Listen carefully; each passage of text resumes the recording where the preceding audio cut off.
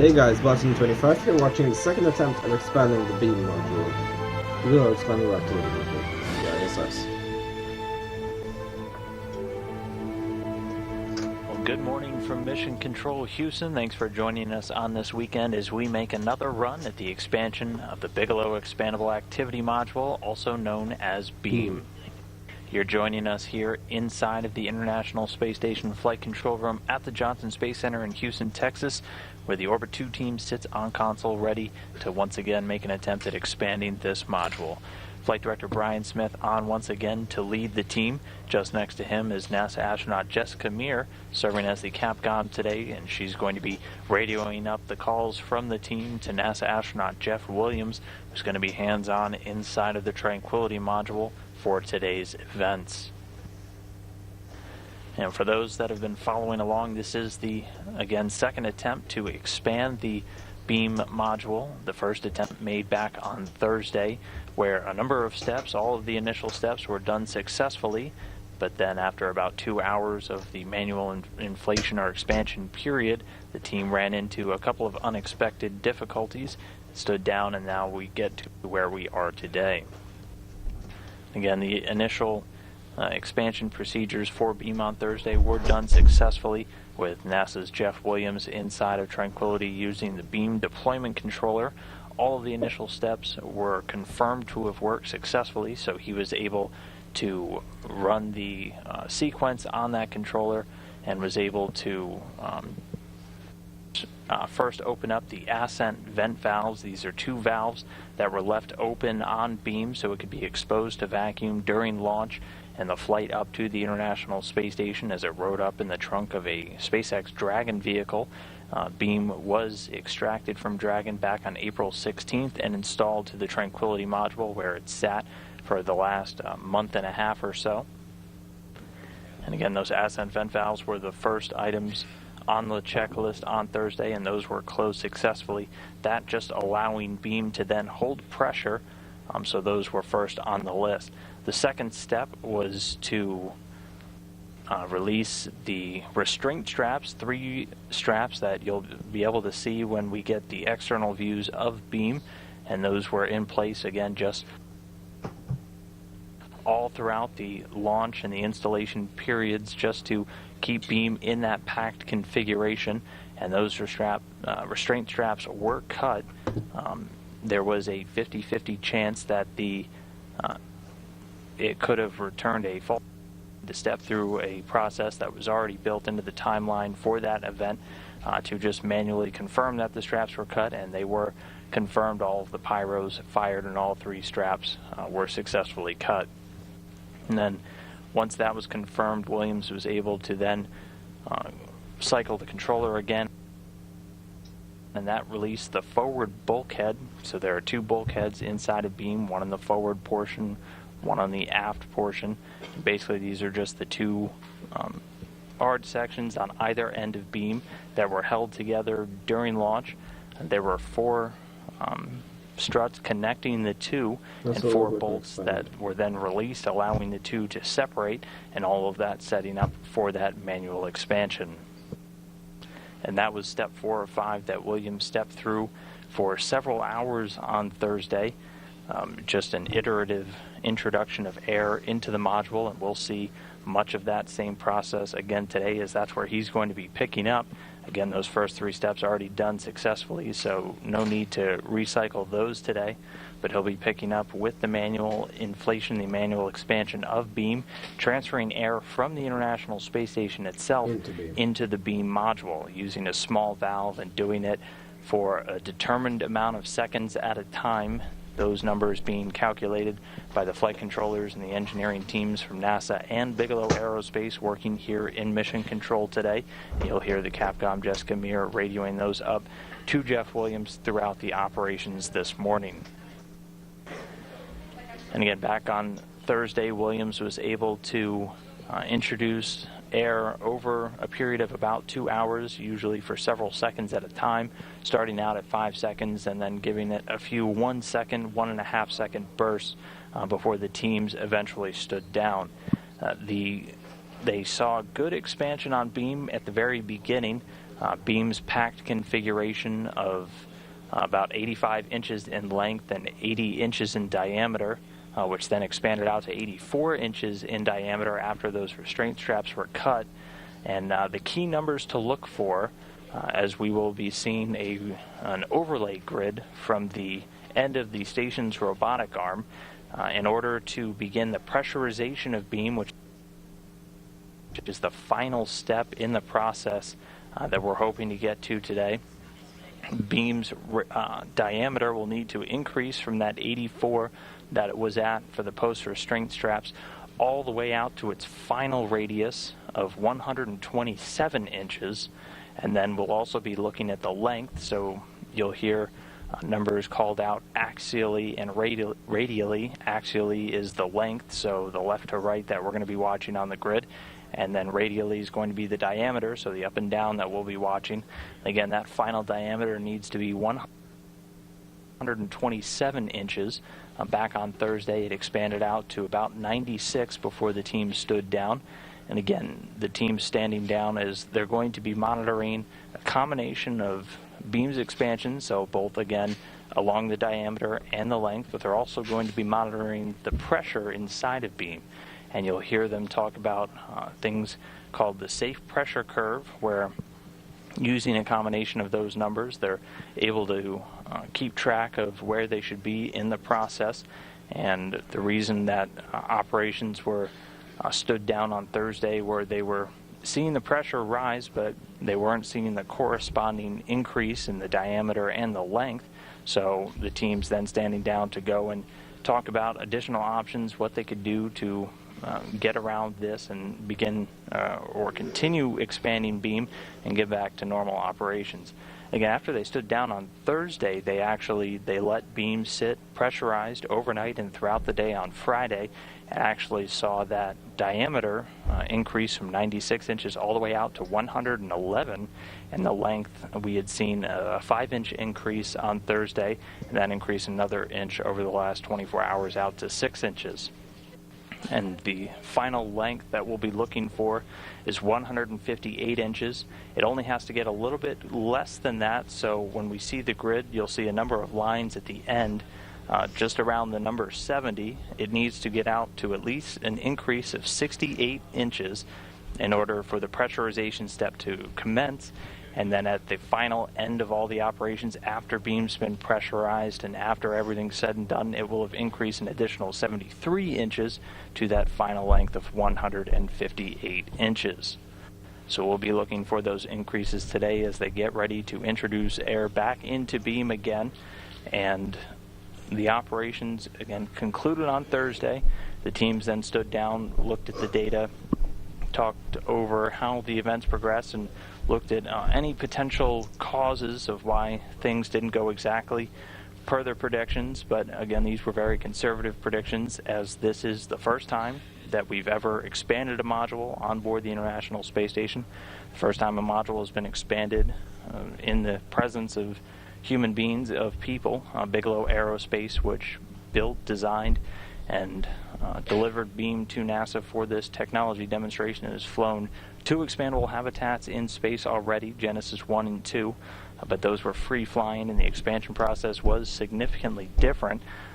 This an important step in understanding how we're going to be able to expand these habitats in an environment with human flyers. So as any time you add humans into the loop, there are some more safety restrictions, some things put in place, again, just to protect the safety of the crew, which is always paramount.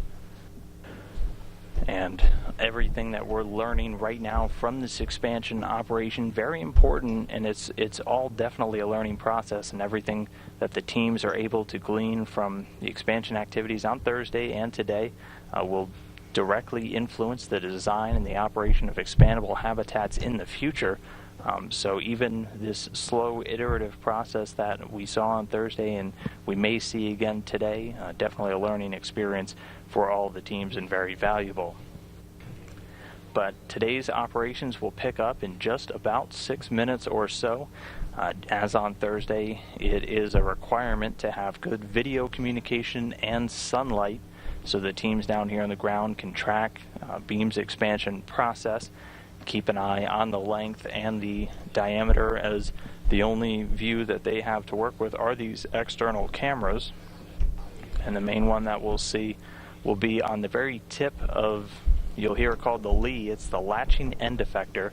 It's basically the very tip, the grabber part of the station's Canadarm2 robotic arm that was used to install beam, again, just about a little over a month ago, to this port on the Tranquility module.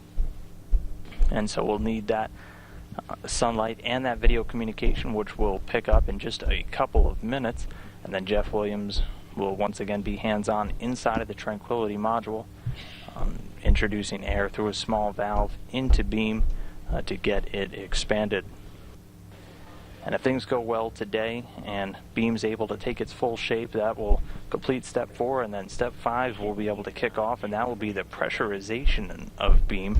So once it's attained its full shape, the pressure inside the module will actually be very low, less than 1 psi, less than 1/2 psi in fact, and it will need to obviously be pressurized up to the full pressure that the International Space Station environment is at before the hatch can be open, and that's 14.7.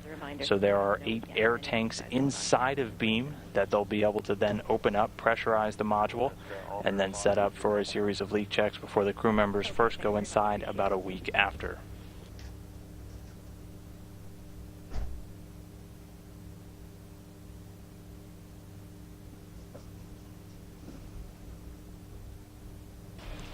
So again, we're just a few minutes away. Some of the key players that you'll be seeing and hearing today, again, Flight Director Brian Smith leading the team, NASA astronaut Jessica Meir, the communication voice for the teams on the ground that will be calculating the amount of air that Williams will be putting in, and you'll hear Jeff Williams again calling down pressure readings and a number of other data points for the teams to then make their calculations.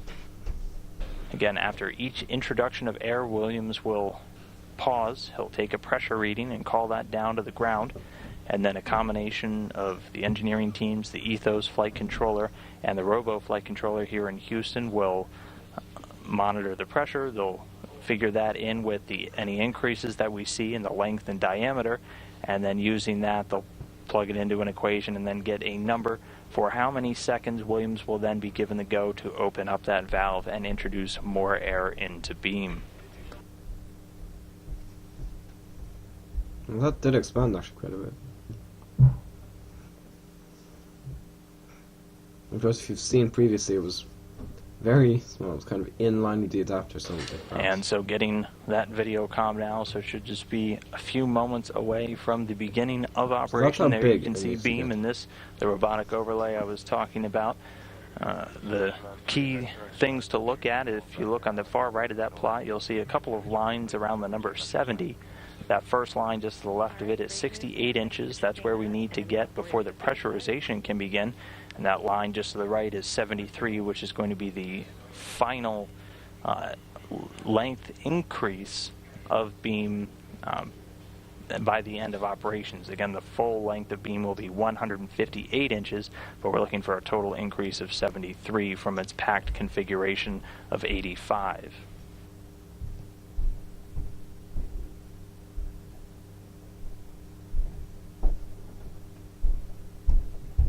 And one final note, after all of the operations and after all of the monitoring yesterday, Williams did actually depressurize beam. It was not brought down to vacuum, but they released a significant amount of the air, bringing it down close to vacuum. And the reasoning behind that, the prime suspect for the difficulties with getting beam fully expanded on that first go on Thursday were that the engineering teams believe a little bit higher than predicted friction forces between the soft goods that make up all of beam's outer and inner layers. And so with that prediction now in place, hoping to refine their models and then introduce additional air into beam today. And the module was depressurized, hopefully allowing those soft good layers to settle a little bit, possibly unstick them in a very general sense, and then allowing the layers to settle, and then hopefully allowing for a more successful expansion opportunity this morning. For step 1 in the XTP version of 1.302. Step 1 of 1.302 and work. Oh, okay. Okay.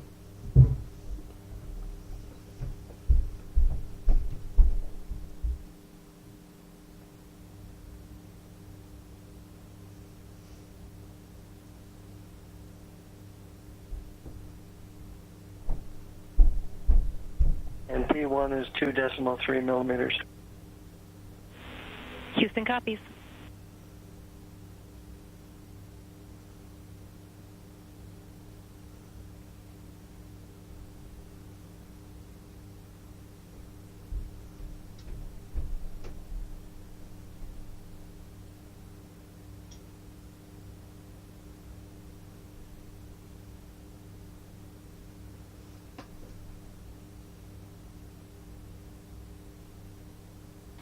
And Jeff Williams there inside Tranquility, going through the initial steps before we can begin this expansion process.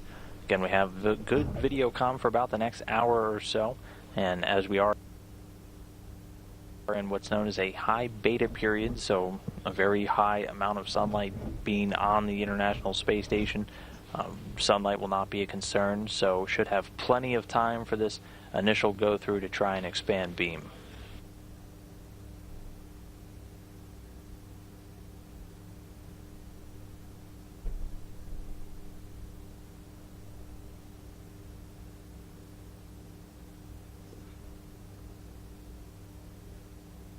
P2 is 1.0 millimeters.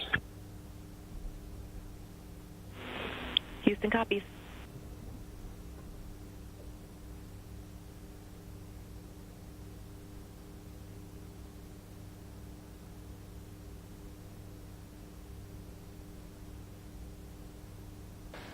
And this initial opening of the valve expected to be significantly longer than anything we saw on Thursday, as again beam, even though it was depressurized, has mostly maintained its volume.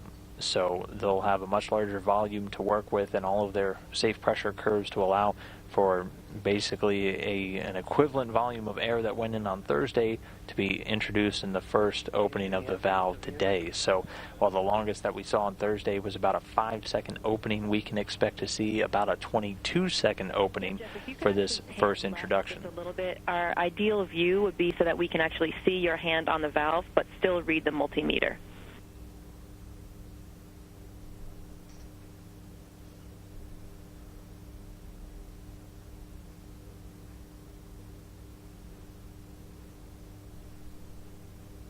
I don't know where the valve is. What are these?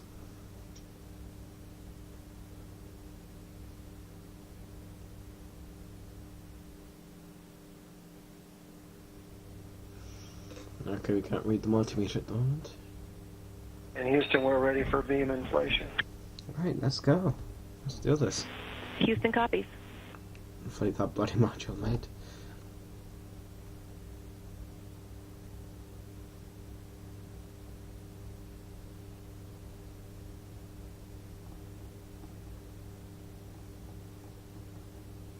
I can see a bit of wobble around the edges.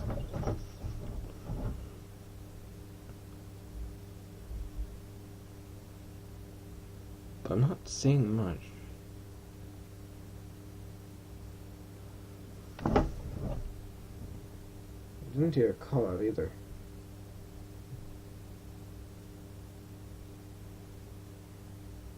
Is it expanding? All right, Jeff, we are ready for you in step Okay. 4.9. Your first value will be 20. Oh god, what did I press? Whoops. Who's that?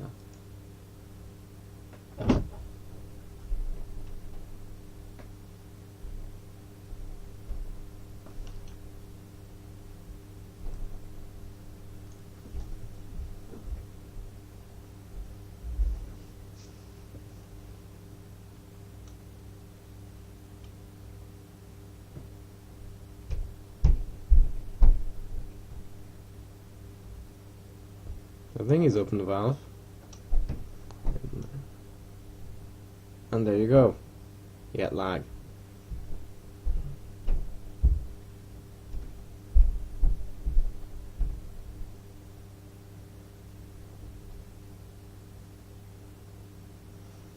No sounds of any movement just yet. 22 seconds, pressure's 19.0. Houston, copy. Stand by while we take a look.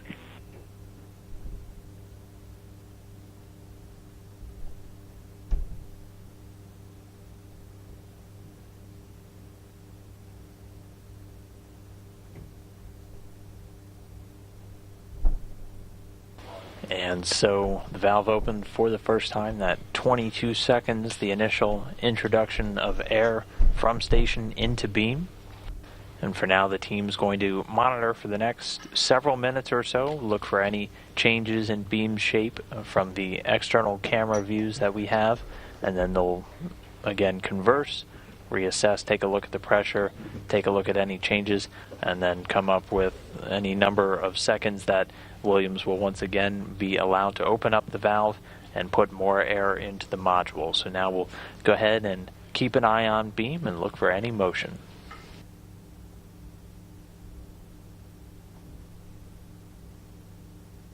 I don't see much motion, if any.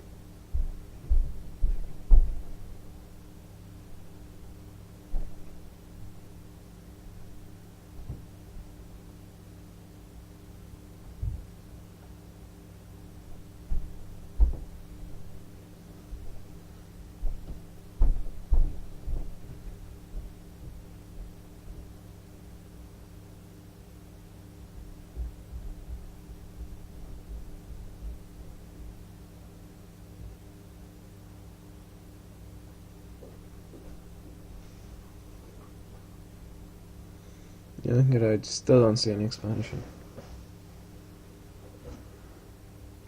You have to pause recording and we'll see when Houston makes the next communications.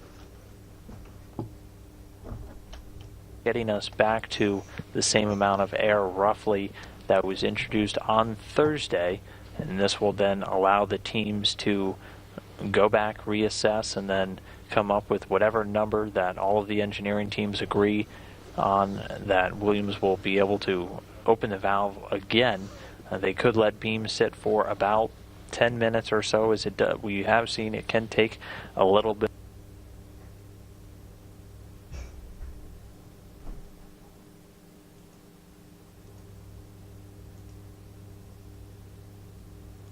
time for the module to settle out and begin moving, as we saw just from the end of operations on Thursday when the module was at a diameter of 96 inches. A full 10 minutes to really assess things from the ground, so 10-minute wait. Okay, thanks for that. And you just heard Capcom Jessica Meir calling up. They're going to take about 10 minutes to look at things on the ground, allow beam to just settle for a little bit while they look at the numbers, run everything, and then call up another the next set of instructions for Williams, and hopefully get this valve open again for a number of seconds. But again, as we saw just from the end of Thursday to yesterday, when beam was allowed to just sit, it expanded in diameter from 96 inches all the way out to 111, and even this morning the robotics officer reporting the diameter at 113.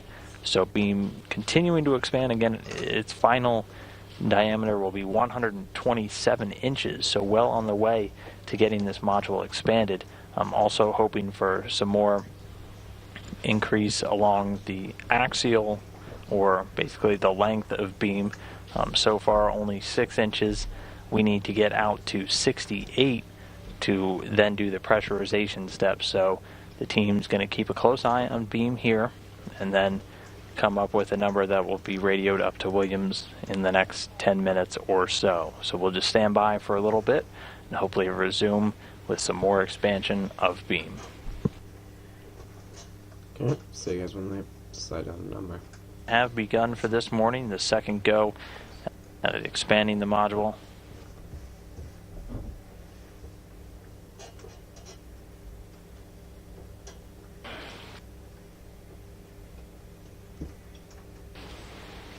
The valve already opened once for 22 seconds by Jeff Williams, now just standing by for the teams to assess where everything looks with pressure and beam size before Williams gets the go to once again open up the valve. Should be coming in the next minute, just a couple of moments from now.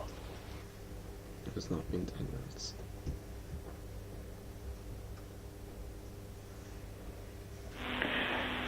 Okay, Jeff, that was a little bit less than 10 minutes, but we're actually ready for our next pulse. We would like you to now open the valve for 8 seconds. That's 8 seconds. Oh, come on.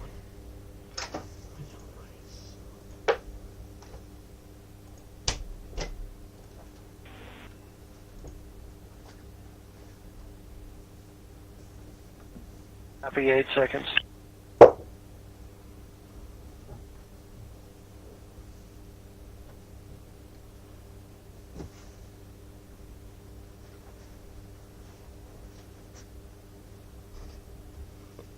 The internet's been a pain today.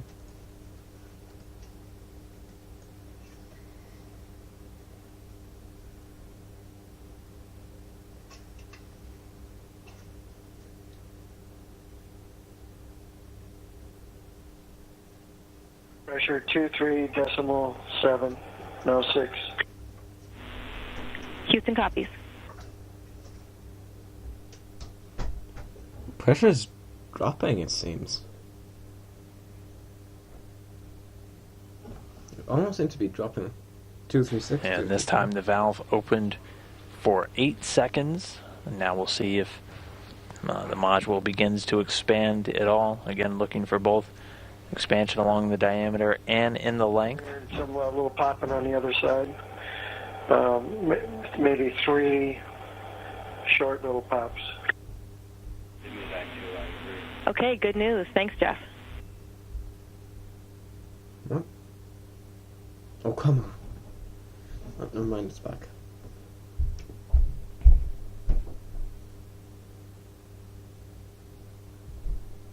Keeping an eye on beam. More pops. We copy. Is he saying he's hearing pops? So then around. You know, those are more clicks, but you get. Jeff Williams reporting hearing a couple of popping noises. Those are expected, as you heard Jessica Meir say, good news. Those are the ripstop straps.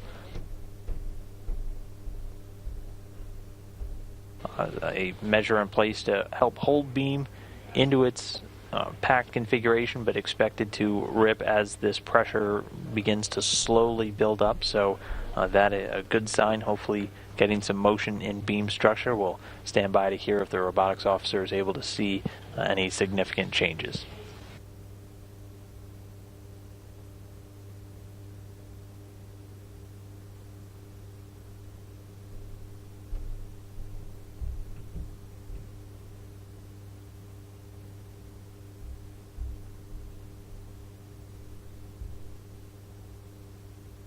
One more pop. 2 more pops. We It copy. seems almost there's visible expansion now. Yes, could you maybe provide us with an overlay? It seems to me as if they're as if it's kind of starting to. 4 more pops. Doing 4 pops.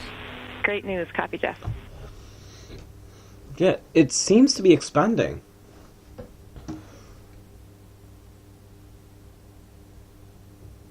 Pick one spot and focus on it. Yeah, it's definitely expanding. Of course, it seems to be forward quickly. Could you guys not A couple put... more pops. Got a couple more pops. We copy. Could you guys not put the bloody overlay back on?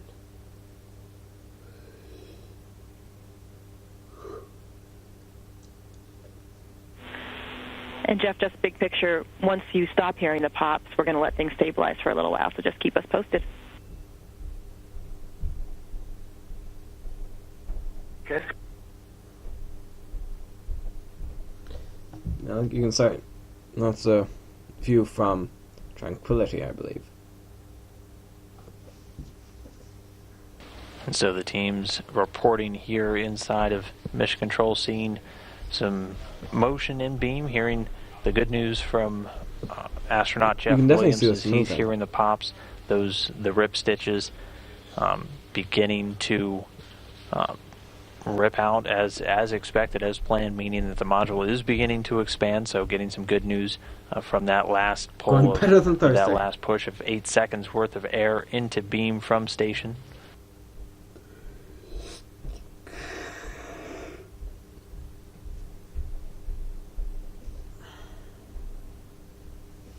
And this a view from one of the cameras looking up at beam from the back, so you can see it has definitely begun to take a little bit more shape since this second introduction of air. Again, Jeff Williams kicking things off this morning at 8:04 a.m. Central with a 22-second push of air into the expandable module. The teams sat and let it expand a little bit and then ran their numbers real quick and then gave him the go for 8 seconds, which he opened the valve at 8:13 a.m. Central, and now hearing the ripstop straps and getting some motion on beam. Okay, we copy, Jeff. Thanks for the report. I'm going to be kind of, just for a short while, this camera view. I'm seeing if I can find that.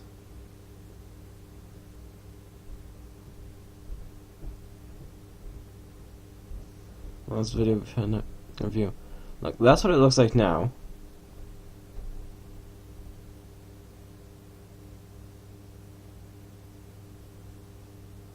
$20.27. Definitely. Oh yeah, this thing has expanded. It's expanded diametrically.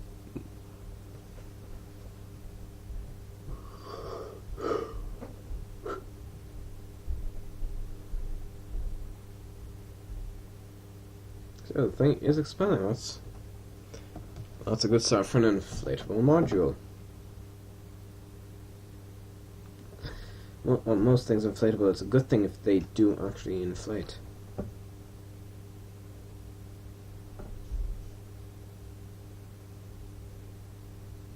And the team's continuing to just sit and waiting for beam to finish expanding out a little after this second introduction of air this morning. Again, the first 22 seconds, the second 8 seconds. And once it stops motion a little bit and the pressure stabilizes, the teams will once again run the numbers and give Jeff Williams a call on how long to open the valve for the third time. But again, seeing good motion, seeing good data, and seeing good expansion so far this morning on beam. Which is a good sign.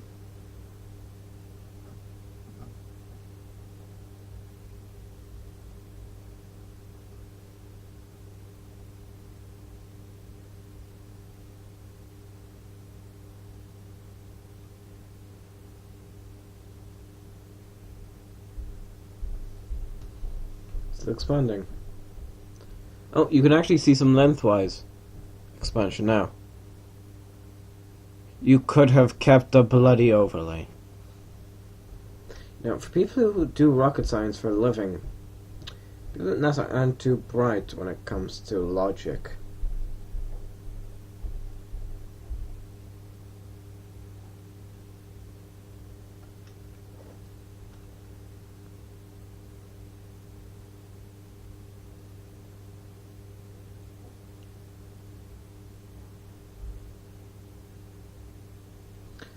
It's interesting as to how it's expanding.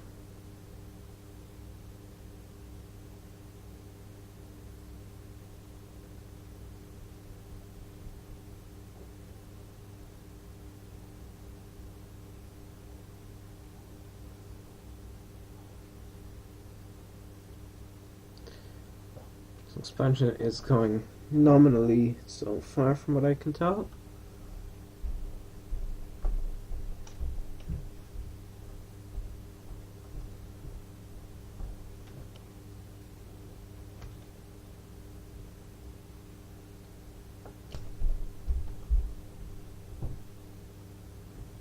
More high and then get a series of random little pops. And it sounds sort of like when popcorn in a frying pan starts up.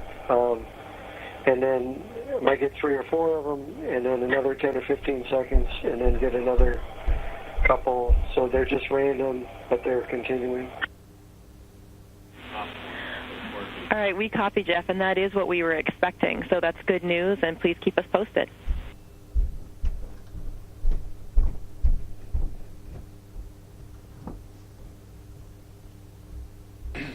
The good news continuing to roll in today for this second attempt at beam expansion. Again, the valve has been opened twice so far this morning. First at 8:04 a.m. for 22 seconds, then again at 8:13 for 8 seconds. The astronaut on board, Jeff Williams, reporting that he's hearing those rip-stop straps breaking, which is exactly as they were designed to do as the module slowly expanded. So getting good call downs from him and continuing to watch the pressure, and then also any increase in size both in the diameter and in the length.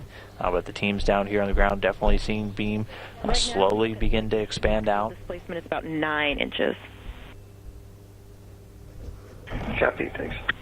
And we've seen quite a growth in the diameter as well.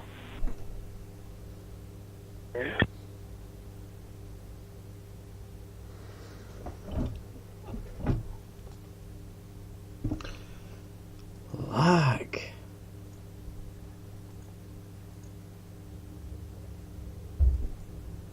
There we go. And just as they say something, something implodes.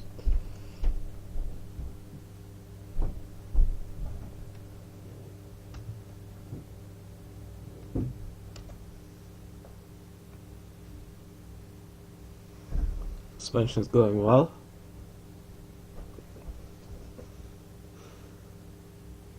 Shouldn't have been worrying about this on Thursday.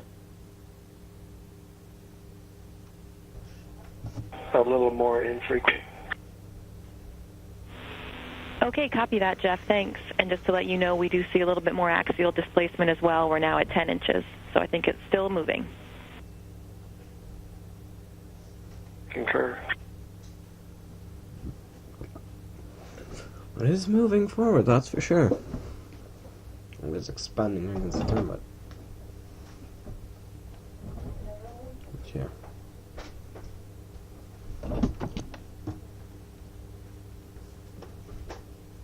To slow the performance on the module with everything so far this morning. Those first 2 bursts of air seeming to get us past the holdup from Thursday, and Jeff Williams reporting that he's hearing some pops inside. Those the rip stop straps breaking as expected. Beam continuing to expand in both directions as was expected, predicted, and hoped for, so both across the diameter and across the length. The teams are going to continue to monitor the module. Once it settles out a little, they'll then look at all the numbers and then come up with another length of time for Jeff Williams to open up that valve. But for now, just standing by for the next couple of minutes while beam continues to slowly expand outward, and then getting ready for the resumption of putting air into this expandable module.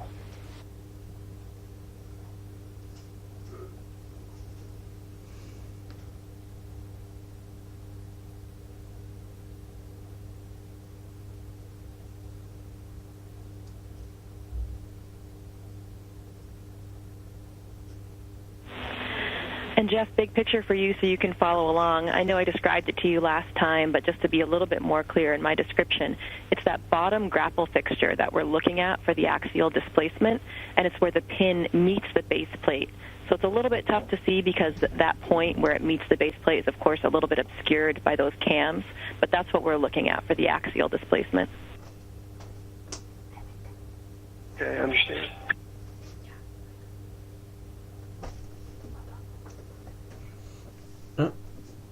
Okay, it's back. The random, infrequent popping continues. We copy.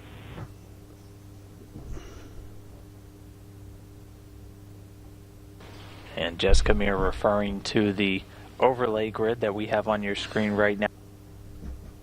Now, if you want to follow along. More essay. If you can see the second orange line on that overlay, that's where those ADSS struts will be deployed.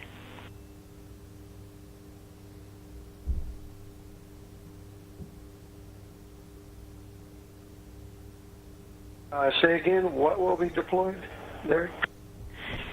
The second orange line on the overlay, so with the vertical lines, you can see most of them are green, and then you have 3 orange ones. The second orange one, which is just before 20 inches, that's where the ADSS struts will be unfolded. Okay, got it.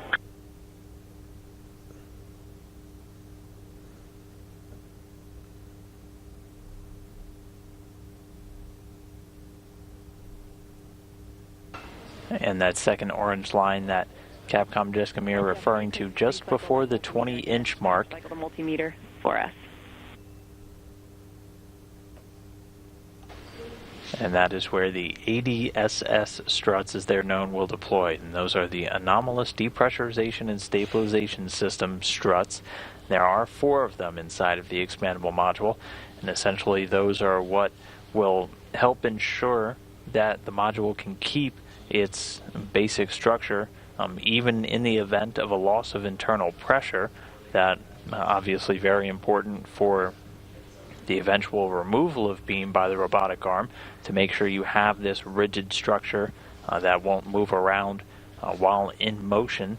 Again, that'll be a significant event during this expansion process when we reach there. But if you're looking at this grid, and you can, it is a bit small, but if you can get very close to your screen, what they're tracking for the actual length expansion is, if you look at the grapple fixture, so that part, that metal piece on the bottom jutting out at about a 45-degree angle to the right from the right side of beam, you'll see a small pin which is used to help guide in the robotic arm's grapple fixture, and where that pin meets the flat plate is where they're actually looking. So you can see it's just a little bit at or beyond 10 inches right now. And again, we'll be looking for that to go all the way out to that orange line just before 70 at 68 inches, which will mean the step 4, the manual expansion process, will be complete, and then we can go into the actual pressurization of beam, at which point it'll expand out another couple of inches to 73 total, giving it an overall length of 158 inches. And Jeff, looking at that overlay a little bit further, so for that third orange line is where we're trying to get today. That 68 inches will be when we are complete with a manual inflation.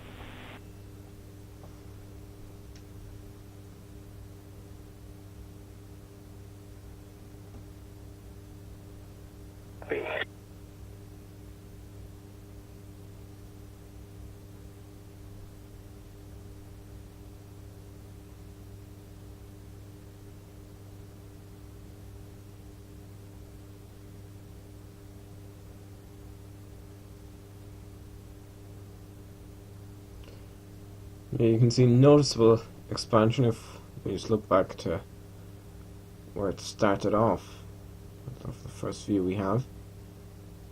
It's gone considerably from there to where it is now. I'm going to look for the first one on the grid. So it went from there to there, so considerable change.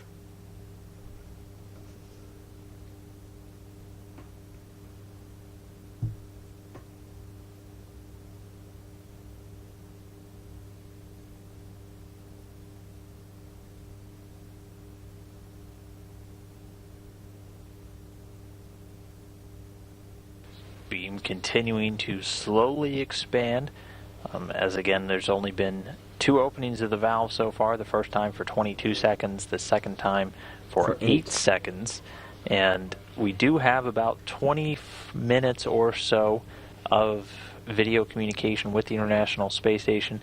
So in the event that we aren't able to get beam fully expanded in that time, we will have to stand down for about 30 to 40 minutes until we reacquire that video communication. But everything going smoothly so far this morning, seeing good expansion both along the length and the diameter of beam, and the pressures well within what was expected.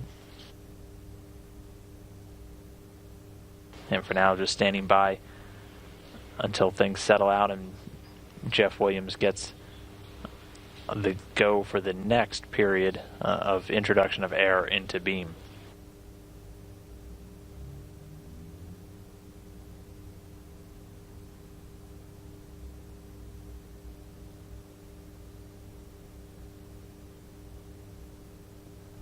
All right, Jeff, we copy that. Axial displacement now looks like we're about 12 inches, and we would like you to open the valve this time for 3 seconds. That's 3 seconds. Be 3 seconds.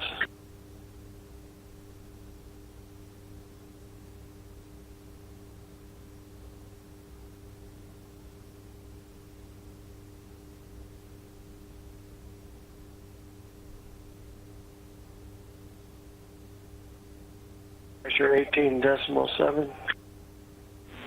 We copy. And the popping continues at a, of course, higher frequency. All right, all good news. Thanks, Jeff. So the valve between the Tranquility module and beam opened. If you could flip on the mic for the Node 3 camera just so we can get a sample of those popping sounds, that'd be great.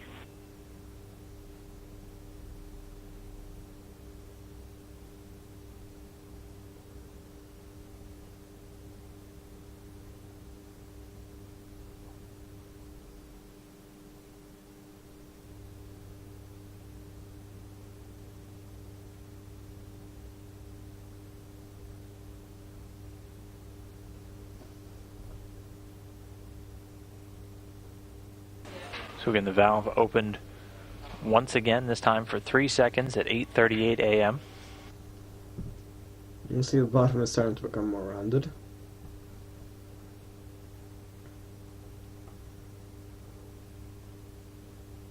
Are you able to hear them? Yeah, we can hear those. Thanks, Jeff.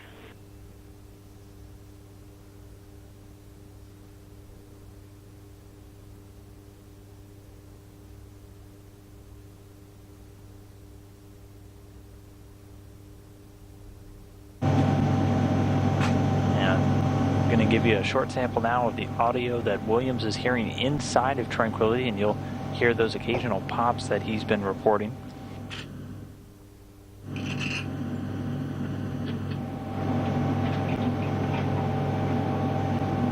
Is that one of them? Is that something more like an AK being loaded? Oh, those are being loaded.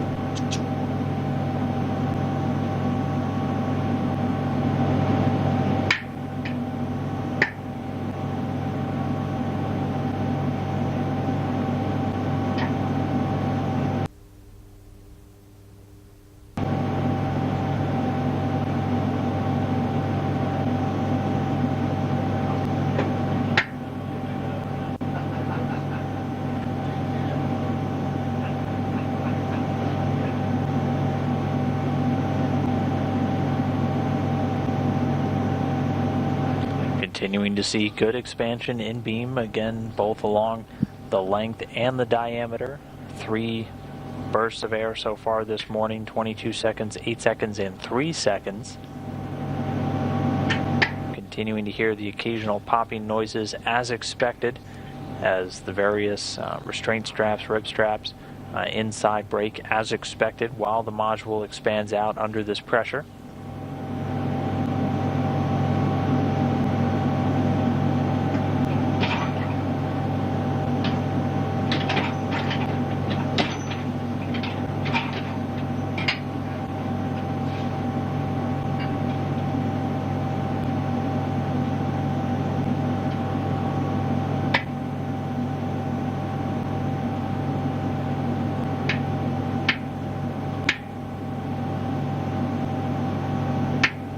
You can...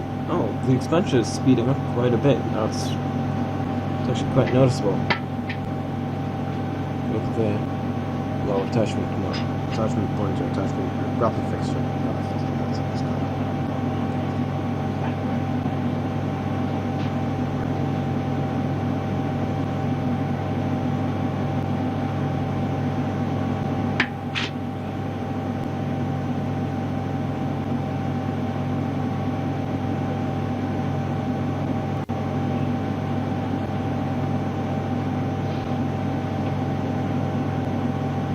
still has quite a bit of expansion left.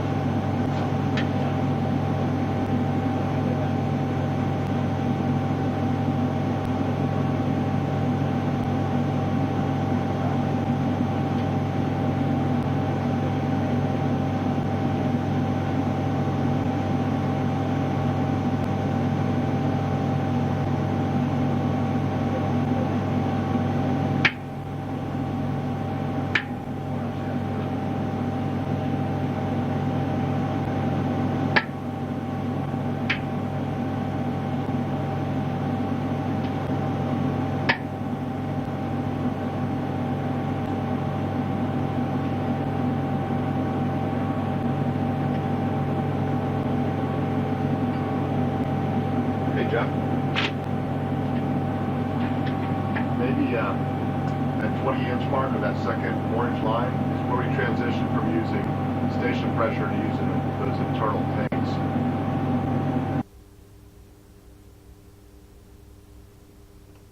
And beam continuing to expand, again seeing good data from the teams down here on the ground. 3 bursts of air so far into the expandable module. First at 8:04 a.m. for 22 seconds, basically getting us back up to the amount of air that was in there on Thursday. And then another at 8:13 a.m. Central, 8 seconds of air. And the most recent at 8:38 for 3 seconds, continuing to see good motion in the beam module.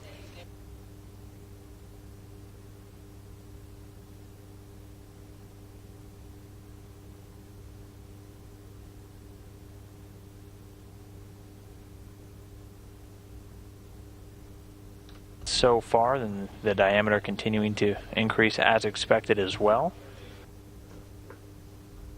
No, full screen.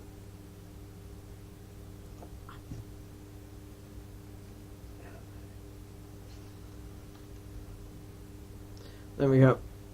Okay, so it's almost at the 20-inch mark where they'll separate those where those straps will break or something. I don't know.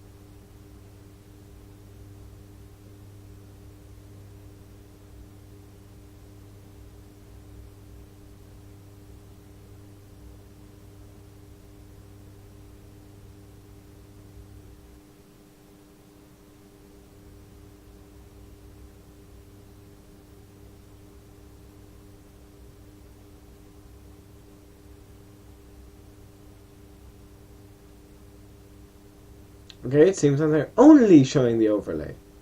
How fun.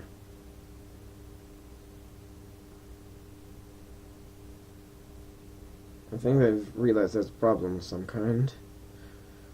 Now they have the camera, it seems, back there. And as expected, losing that video comm with the station, so we will likely have a pause now in the expansion operations, as that video communication, one of 2 requirements along with sunlight for the ground to continue these operations.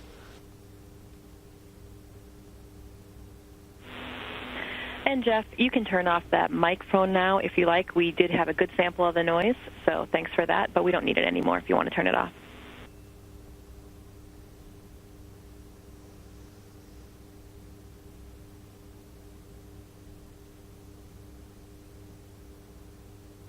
I'm going to pause the video here. Okay, audio should be turned off. Until I come back. All right, thank you. A few moments.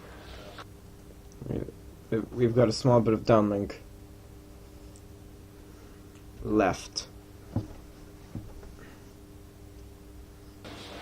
But again, we are looking at a pretty significant gap in video comm coming up before the top of the hour, so the teams will likely stand down on expansion operations until that communication resumes. Currently targeted to be just a little bit after 9:30 a.m. Central. So we'll stand by for a few more moments, then likely take a break in our coverage until this video communication locks back up later on in about 40 minutes from now. So we'll stand by for just a few more moments. Again, seeing really good motion so far in beam, both lengthwise and in the diameter. The module definitely expanding much closer to as predicted. And getting good news, good reports from Jeff Williams on board in terms of the sounds that he's hearing. All the engineering teams getting much better news with this second attempt at expanding the module today. See you guys then. See you guys when we have coverage back. A big KU blockage, so we're going to have to take a break and resume around 14:35. Copy, 1 second, and then the break. Doing a 1 second burst.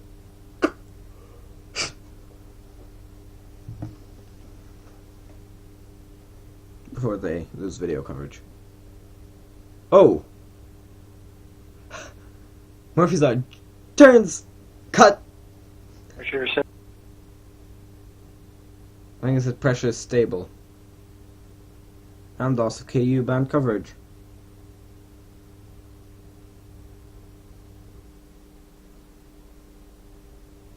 So see you guys when they get back. That's like the third or fourth time I've said that in this broadcast. How's pressure you read?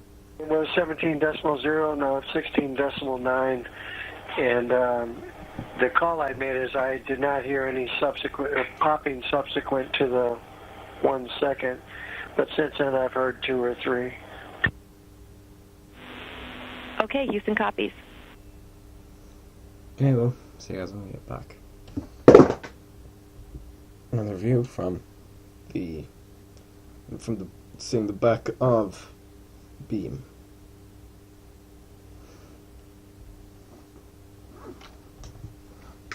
I was thinking, if we've got video coverage, that might mean we still have the broadcast is going to continue for, well, this part of the coverage will continue. So.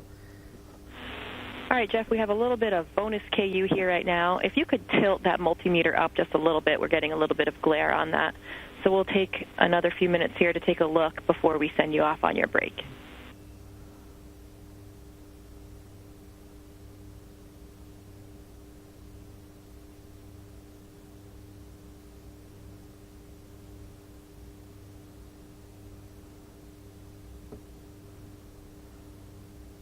That looks good. Great view, Jeff. Thank you.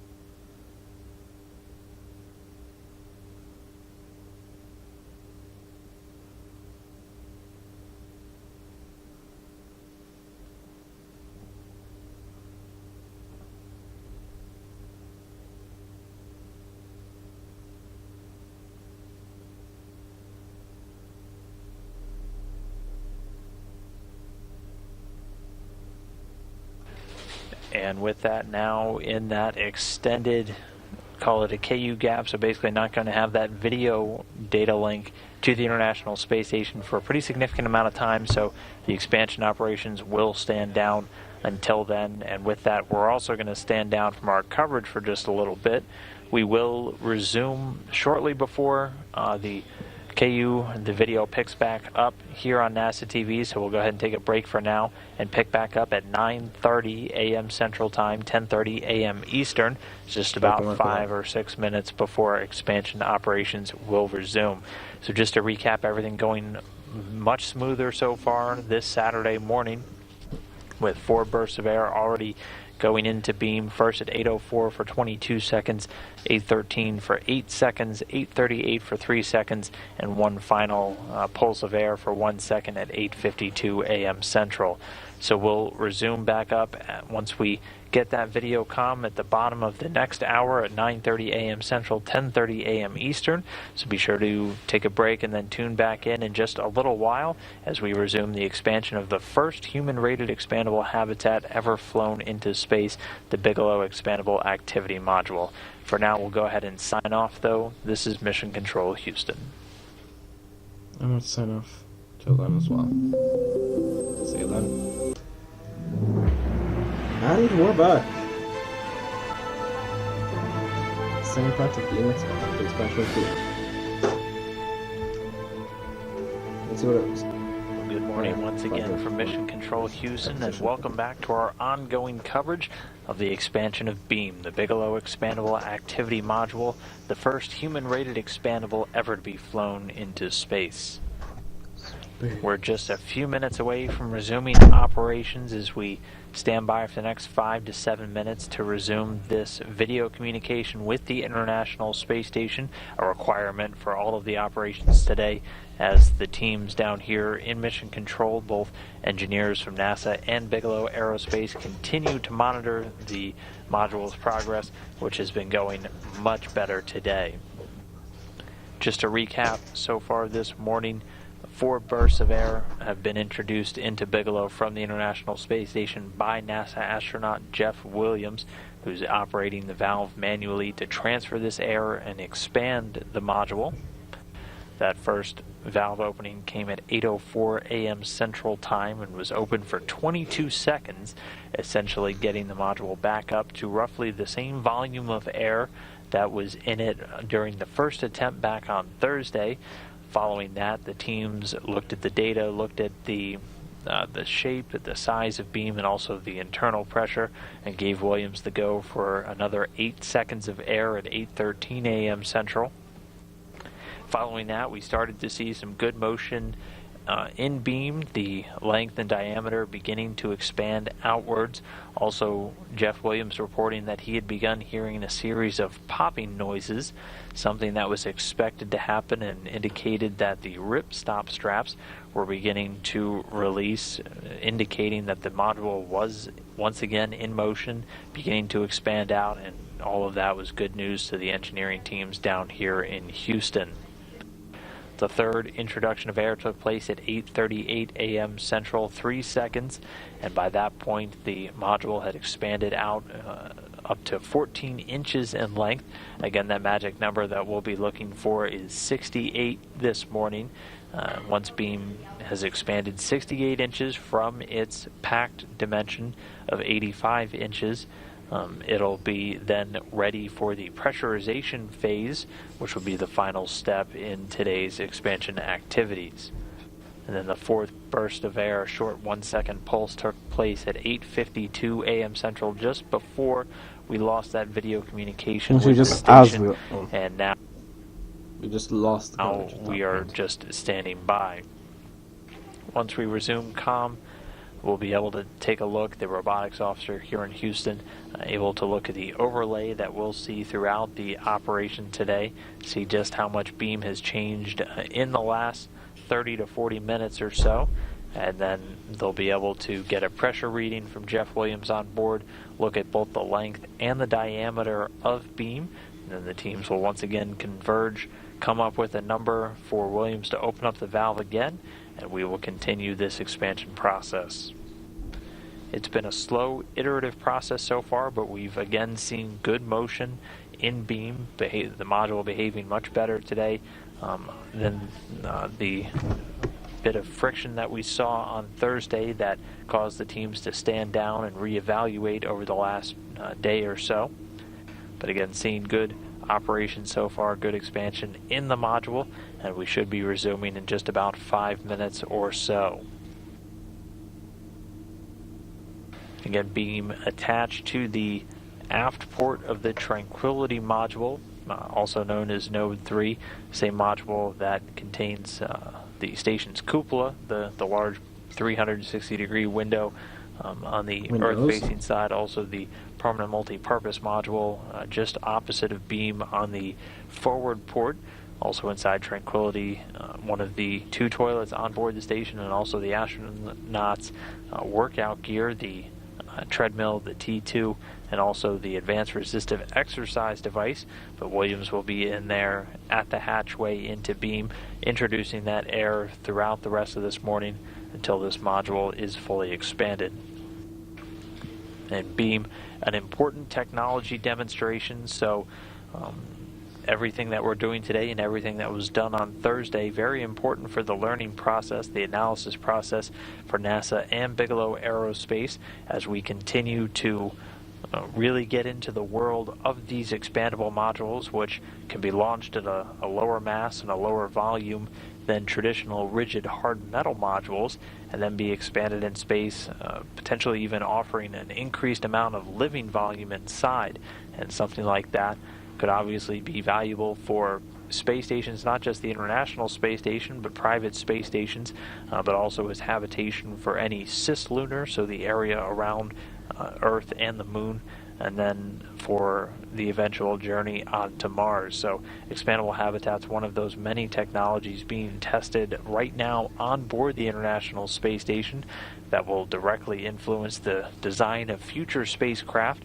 Expandables are one of those potential technologies out there that NASA, the international partners, and a number of other both private and government spacecraft designers looking at is possibly including in their spacecraft architecture for plans in the future. So very exciting, a very useful, very important demonstration in beam. Everything we're doing, definitely a part of the learning process, is this is the first time that a human-rated expandable has been flown in space.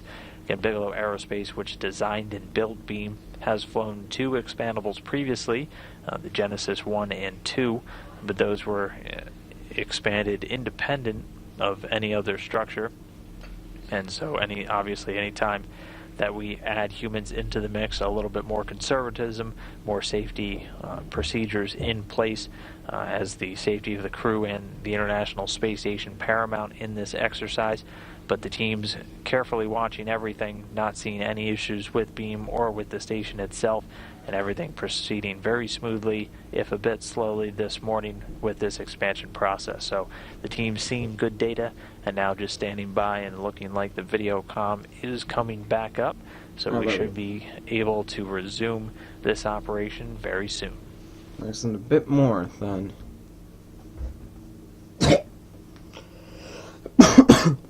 since it's, yeah, that definitely expanded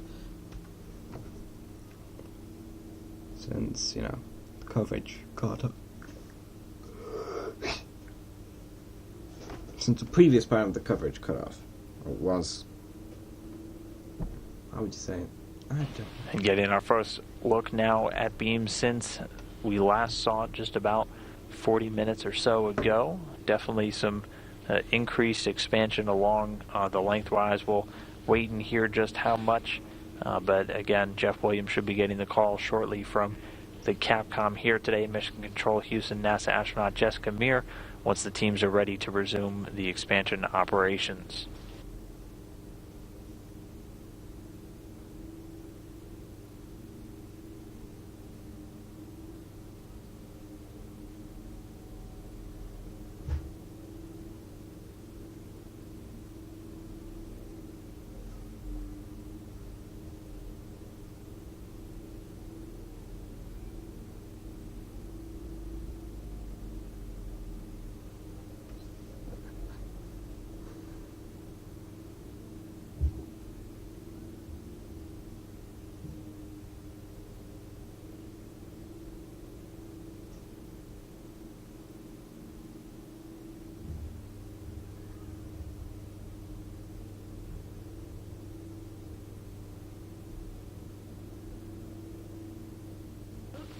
And the robotics officer reporting we're at a distance of about 16 inches in increased length so far.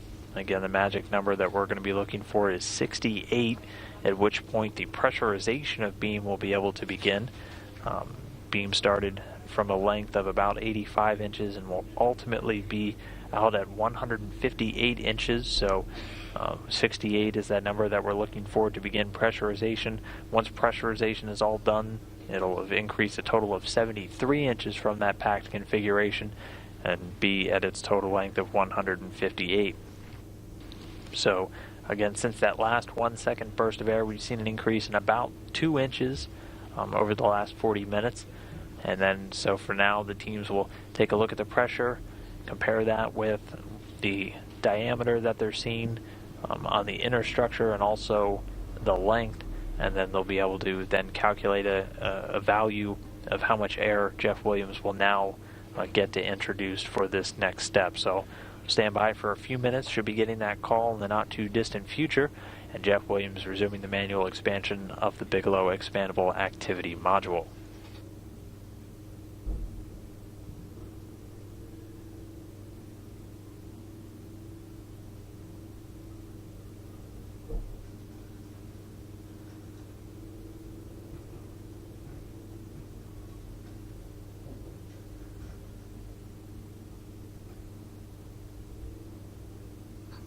And still no. Okay, I'm calculating the next. It's there. 18.6, and I just put a new card in the video recorder. Okay, copy both, Jeff, and we'll be back with you in a minute to give you your next opening value.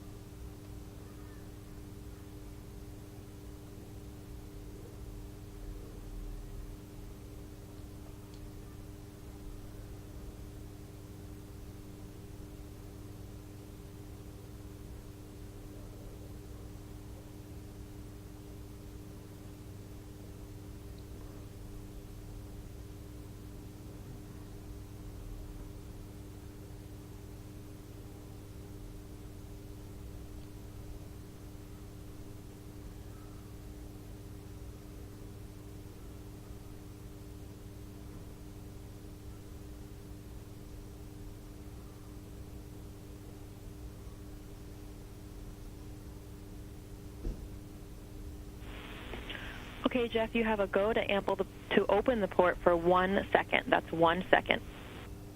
Oh, going back to 1 second bursts. Brilliant. Copy 1 second, and I'm going to give you audio as well. We copy, thank you.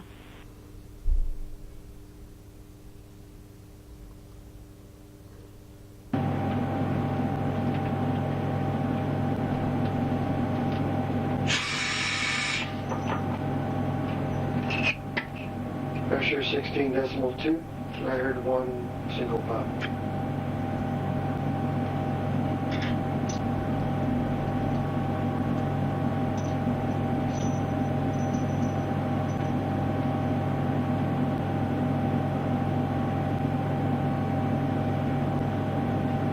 So the valve opened 1 more second. So now we'll again stand by and see any expansion progress in beam. Getting very close to the deployment of what you'll hear called the ADSS, the Anomalous Depressurization and Stabilization System. And that's a series of 4 struts designed to help beam keep a rigid shape for when the module is eventually unhooked from the common berthing mechanism on Tranquility at the end of its 2-year mission, and then released by the Canadarm2 robotic arm. And that should be coming up very soon.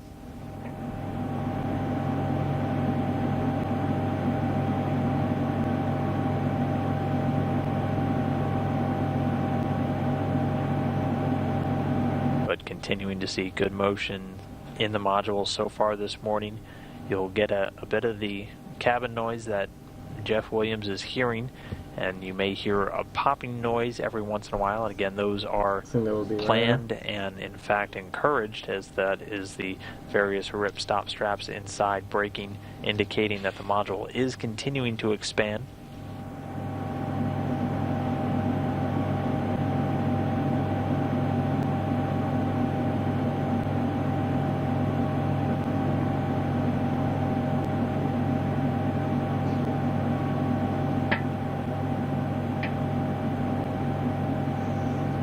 approaching the 18, I believe that's 18-inch mark.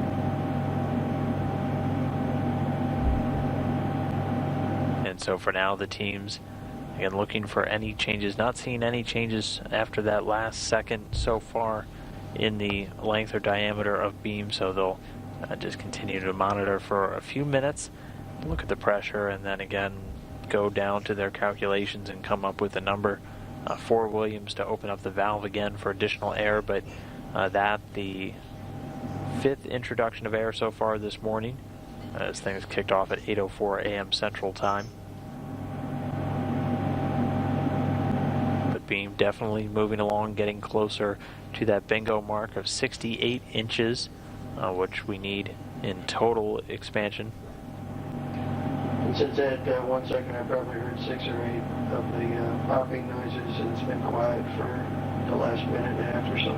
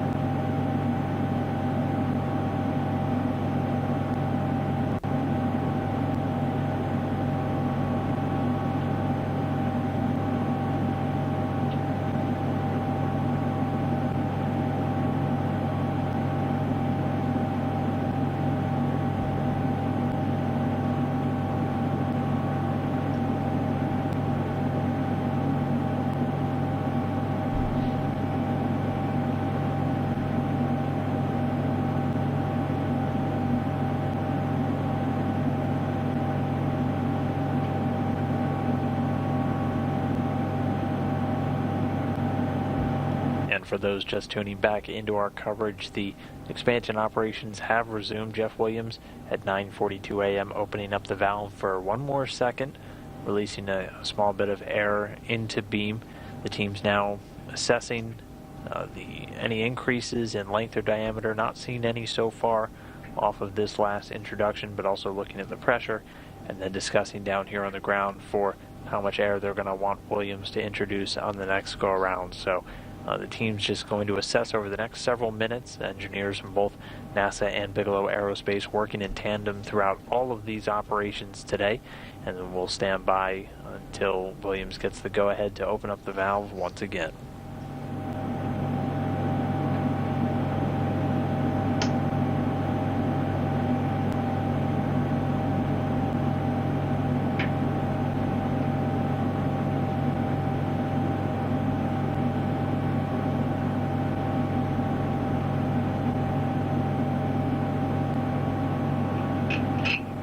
Just to recap, we've had 5 pulses of air so far through that valve. The first one for 22 seconds, the second for 8, the third for 3, and the last 2 for 1 second at a time, giving a total of 35 seconds of air so far into beam, over 5 different openings of the valve between Tranquility and the Bigelow module.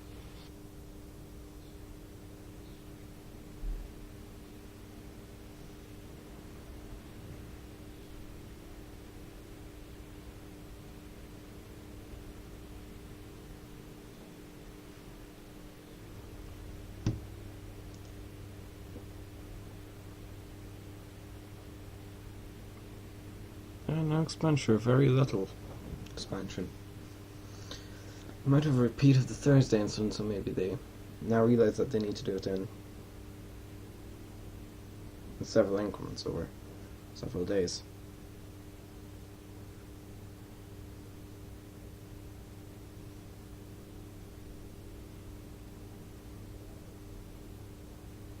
The team's conversing for the next minute or so before we get the next call up.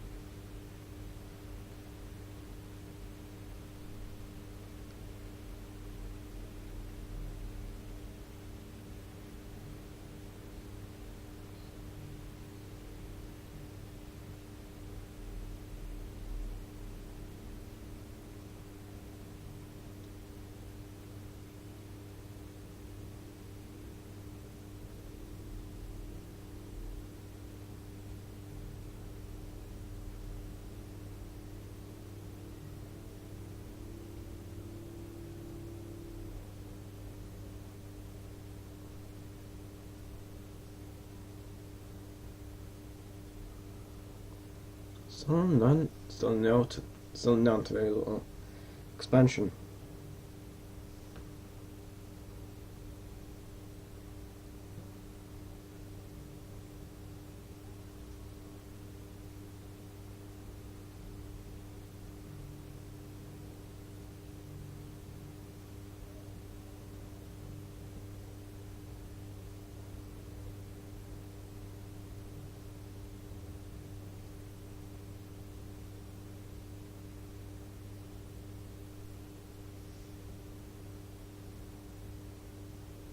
And so standing by for just a few more moments while the teams come to a final consensus on this next amount of air that we're going to be able to introduce into beam. But again, getting good motion so far from the 5 pulses of air that Jeff Williams has been able to open the valve up so far. Beam a little more than 16 or 16 and a half inches along the length so far. Again, looking for that out to get out to that magic number of 68, at which point the manual expansion process will be considered complete, and then we'll be able to kick off the pressurization phase of beam, and that will involve the opening of 8 air tanks located inside of the module itself, which will be used to pressurize the module up to the same atmospheric pressure as the rest of the International Space Station, which is kept at 14.7 psi, the same air pressure that we enjoy at sea level down here on planet Earth. So just to keep the astronauts in a fairly similar environment to what they're used to in daily life here.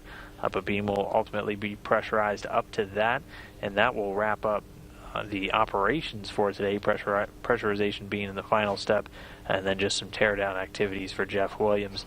And then again, following the successful expansion of beam, it will kick off about a week-long process of leak checks and other activities before the crew members get the go to open up the hatch and perform what we'll call the first ingress, or the first time they'll go into the module. That was originally scheduled to take place on Thursday, June 2nd. That time will obviously need to move to the right as the expansion itself has moved. So we'll be sure to get you a new update once an update on that date once the module is fully expanded. But for now, continuing operations today, standing by for the next opening of the valve. The teams here in Mission Control Houston from NASA and Bigelow Aerospace continuing to discuss, and should be getting an answer through the Capcom Jessica Meir up to Jeff Williams in a couple minutes from now. So we'll continue to stand by, getting some good views still of beam through the various cameras, both on the along the robotic arm on the tip and on one of the elbow joints of the arm itself.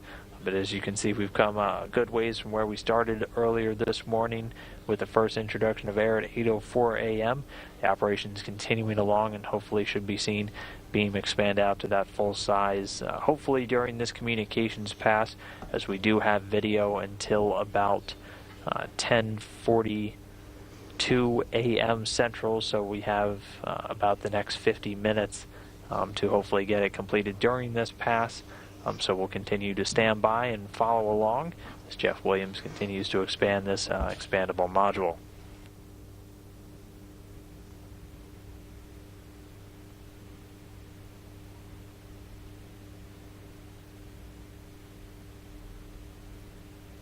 We are the next pulse of air valve on board the station, putting air into beam. We've done 5 so far this morning.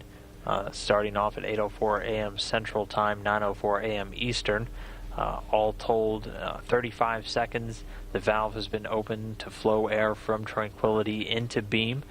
We've seen an increase all the way out to 17 inches now so far. And we started off at 6, so a very significant increase so far along the length in beam, and the diameter continuing to expand along with it, much closer to all of the initial predictions. So all of the data looking good so far for the teams here in Mission Control. Within the next couple of minutes, we are expecting a decision on how much air we'll be able to put in on the next go-around for Jeff Williams. Again, the most recently just opened the valve up for another second at 9:42 a.m. That's been the only one so far since we resumed our coverage, but we'll just again continue to stand by for the next several minutes while the teams from NASA and Bigelow converse and come up with a solid number that'll then be relayed to the team here in Mission Control for Capcom Jessica Meir to call up to Jeff Williams, who's standing by on board the station.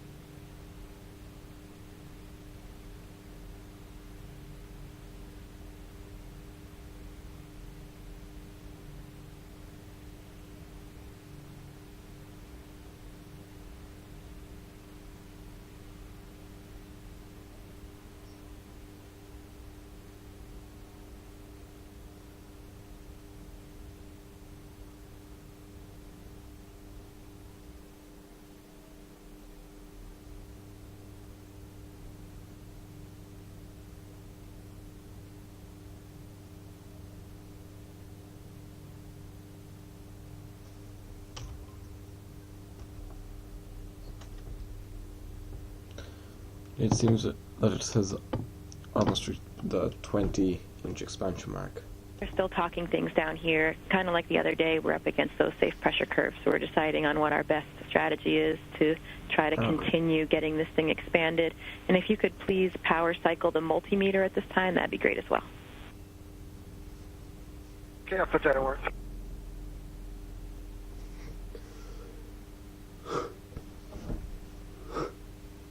Maybe what happened is they get it halfway expanded on the shop. And Capcom Jessica Meir just radioing up, letting Jeff Williams know the team's still in their final discussions down here on the ground for the next step forward.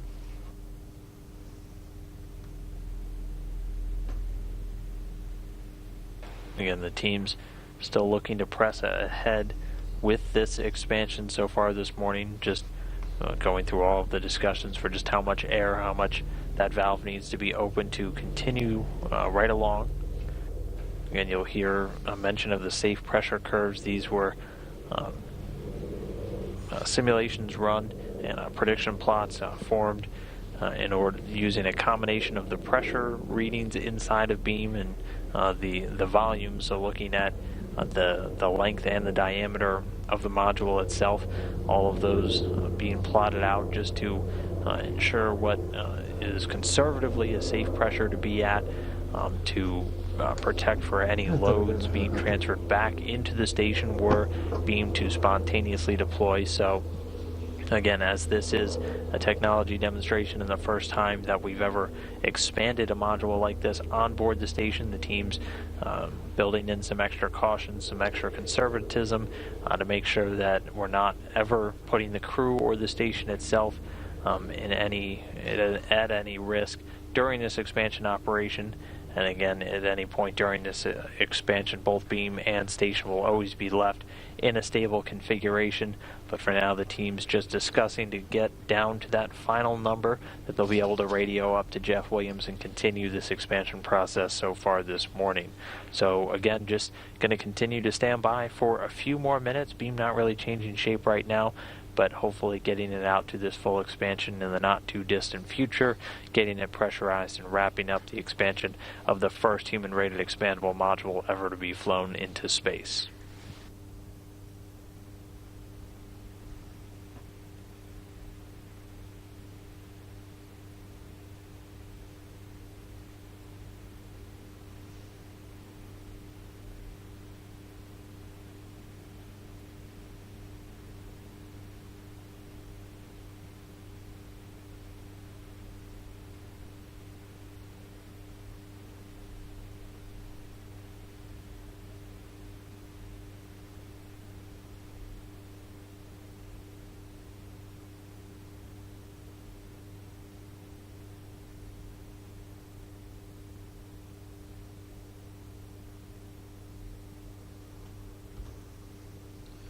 It seems I might be postponing the expansion today as well.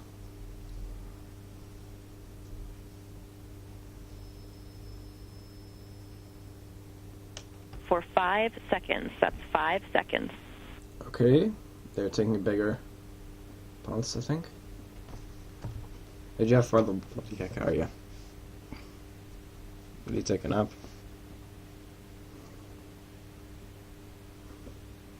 And so there you hear Jeff Williams getting the call to open up the valve for 5 more seconds. We'll see him float into view there. Be 5 seconds.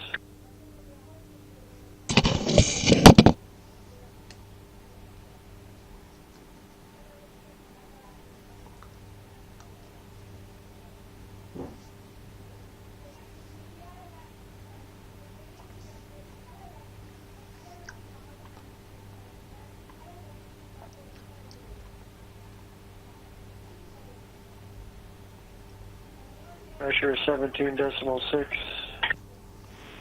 Houston copies.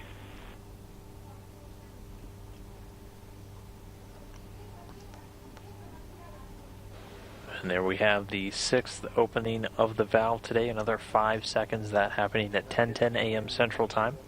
Pops. All right, copy. Good news.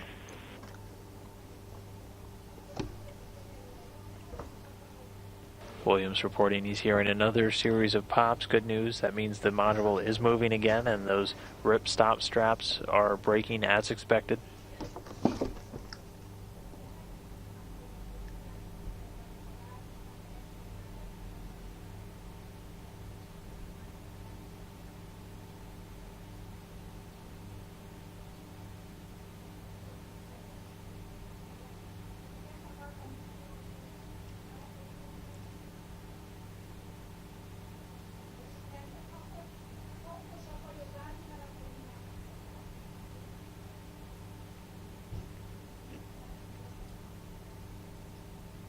And once again, we're back in that watch and monitor situation. We'll wait and see just how much beam changes in size after that last 5-second pulse of air from the valve between Tranquility and beam. And then once again, the teams will get a pressure reading, look at the length and diameter of the module itself, and then come up with a new number. But that again, the 6th opening of the valve so far this morning at 10:10 a.m. Central Time for 5 seconds. Now we're just going to stand by and watch beam for a couple of minutes, see any changes in the shape, and then resume operation shortly thereafter.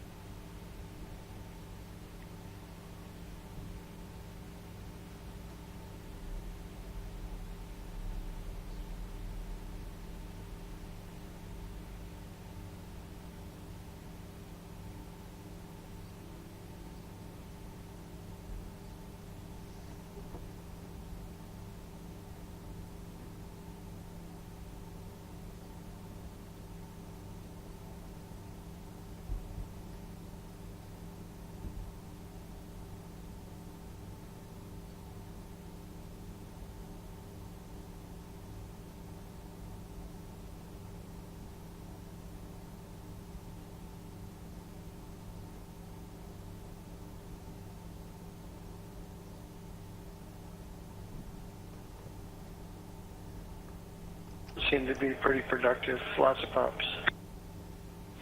All right, good to know, Jeff. Thank you.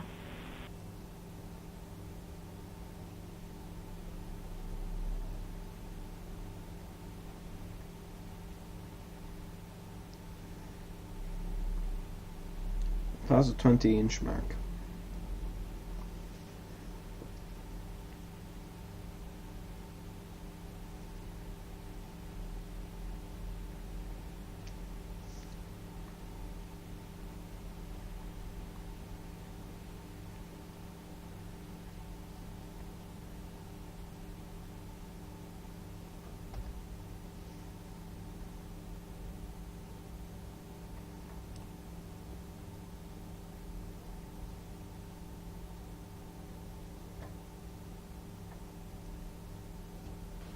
The teams here in Mission Control Houston continuing to monitor beam's progress. Again, just looking for any changes in the length and diameter in the module after that sixth pulse of air through the valve, connecting the air supply inside of the station to beam. That last pulse of 5 seconds coming at 10:10 a.m. Central Time. Getting constant pressure readings from a multimeter inside of Tranquility, and also looking at the robotic overlay and the external camera views to see just how far along beam has gone.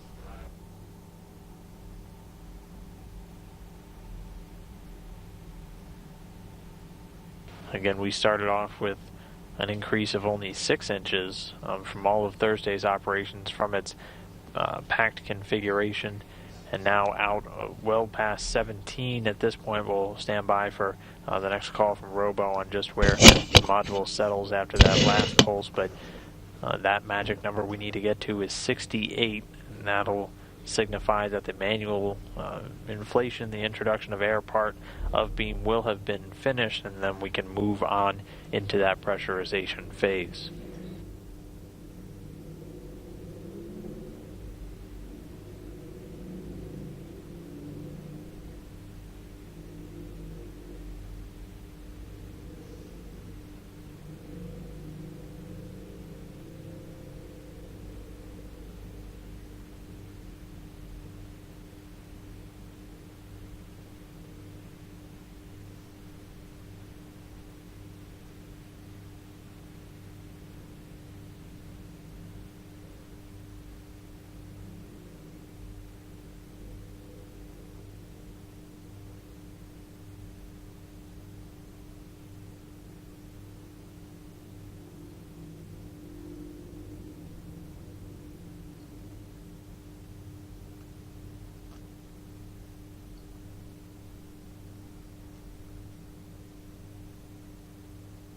The Robo just reporting the increase in axial distance, so the length of beam now up to 18.5, so up another 1.5 inches from before this last 5-second pulse.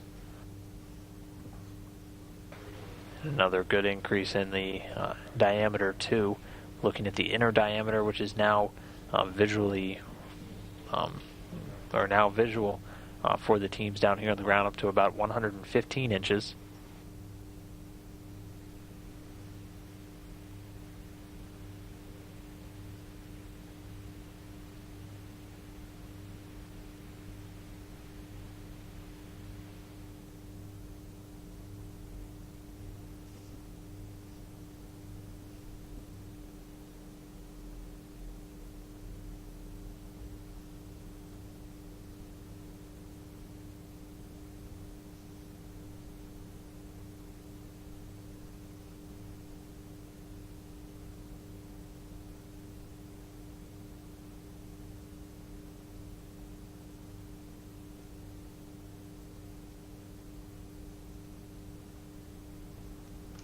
There's the moon.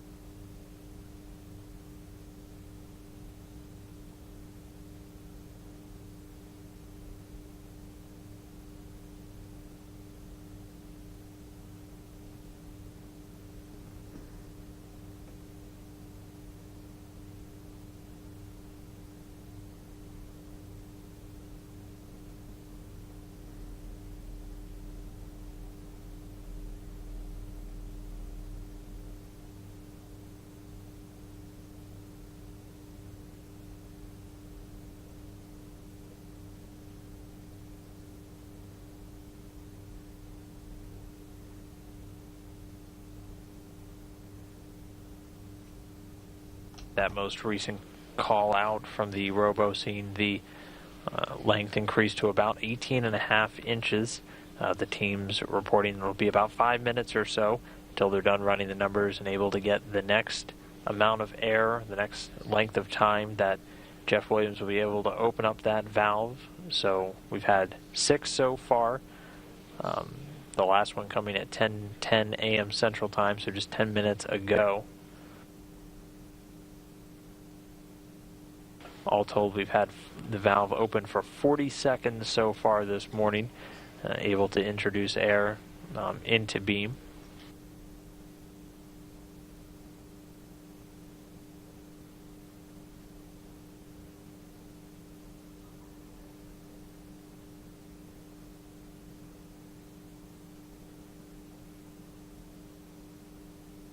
You can see beam has a more expanded. What did I'm going to see?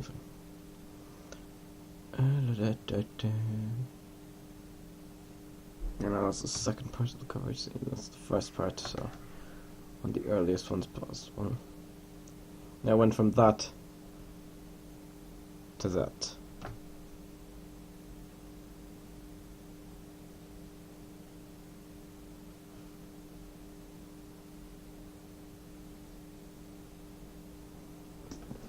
So it is expanding very well, I think.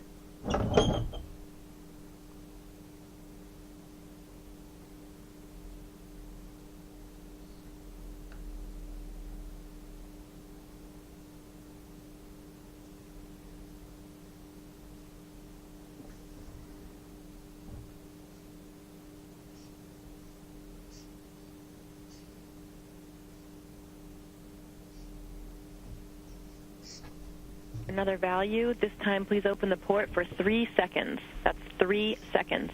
3 seconds. Copy, 3 seconds.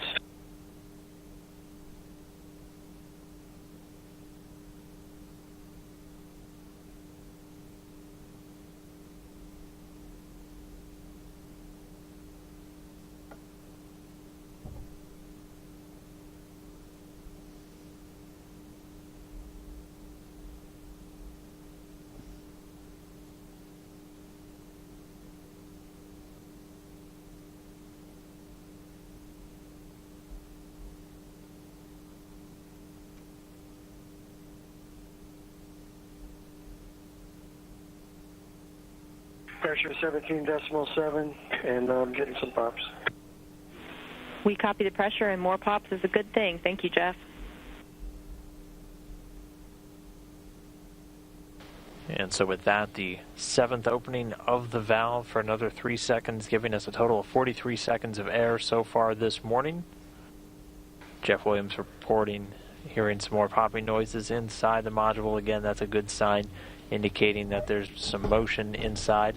And for now, we go right back into our cycle of standing by, monitoring for any changes in the module shape, getting a final pressure reading, and then deciding the next steps.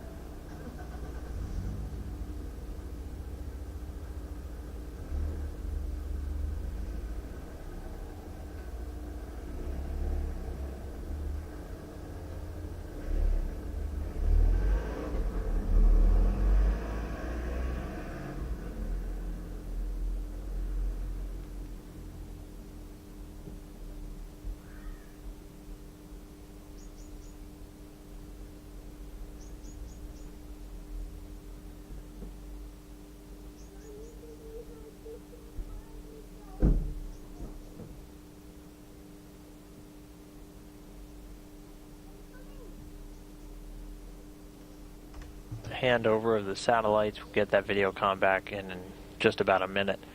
And continuing to stand by, a video already coming back up, continuing to stand by while we wait for beam to settle after this last pulse of air. This again was the 7th time the valve has been open.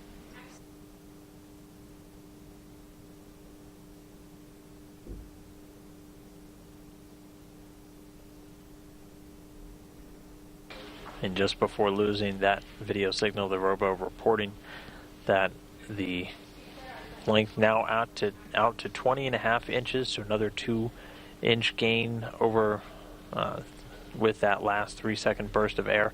The inner diameter now up to 120 inches, so getting closer to our bingo marks for the full expansion of beam. But again, this slow iterative process being done just to continuously monitor how the module is expanding, and also, of course, doing it in a safe and conservative fashion, obviously to protect any loads that could be imparted on the station itself. But this slow gradual process continuing this morning, again continuing to see motion in beam, continuing to see this expansion, and continuing to march towards that full size expandable module. Yeah, Tim, we see that you have a CVIS session coming up here, and we wanted to remind you that it is okay for you to proceed with CVIS during beam operations. It's just T2 and, of course, ARED and then Bay Day 2 that we cannot have performed during beam, but CVIS and VALO are fine. Okay, thanks for the reminder. I appreciate it. You're welcome.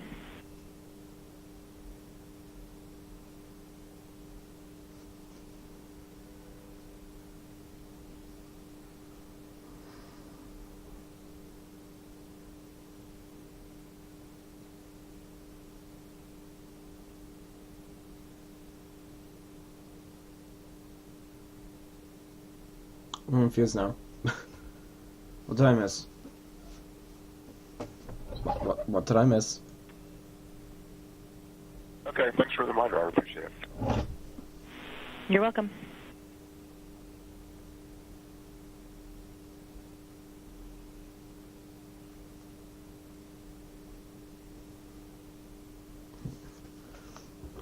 Is the reason they're showing space station lot?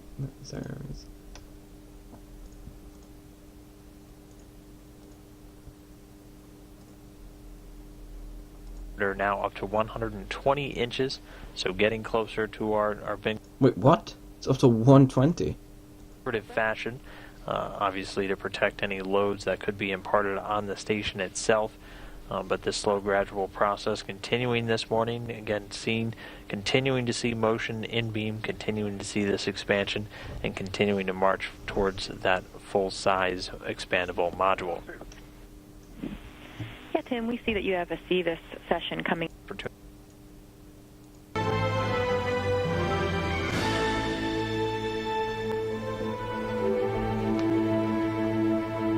Good morning and welcome to Mission Control Houston and Space Station Live. The new beam. And then we'll have to stand down the operations one more time with another gap, and then we'll resume our coverage as well just shortly before the video comes back up. Currently expected to... Yes.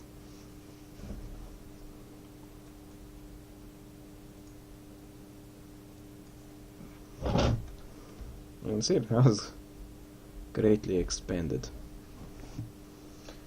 So,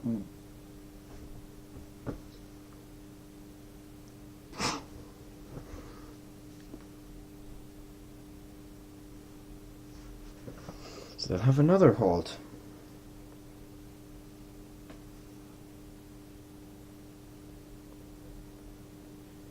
Okay. Oh, we'll try to get it done in the first window. They don't. Okay, we'll get it in the second. Nope. And they probably won't get it done in the third either. Fucking ass. Are continuing to stand by while beam settles out after this last opening of the valve. Again, it came at 10:24 a.m. Central, so just about 10 minutes ago. The valve was open for 3 seconds, giving us an increase of about 2 inches in length in beam, and then another 5 inches to the internal diameter that the teams now have good eyes on. And the calculations once again being run, combining the pressure and then the volume of beam calculated from that length and diameter to come up with a good number for the valve to be opened up on the next run. We've had the valve open 7 times so far for a total of 48 seconds. And beam continuing to expand along so far this morning. Just a reminder, we do have another gap in that video coverage with the International Space Station coming up in just about 7 minutes from now. So once that occurs, they'll again stand down operations until it resumes, and we'll break away from our coverage for about 30 minutes or so, and then resume just shortly before the operations pick up again. But for right now, continuing to stand by, hopefully getting some responses from the engineering teams doing the analysis in the next minute or so, and then able to hopefully give Jeff Williams another number to open up that valve, put more air into beam, and continue along with this expansion process.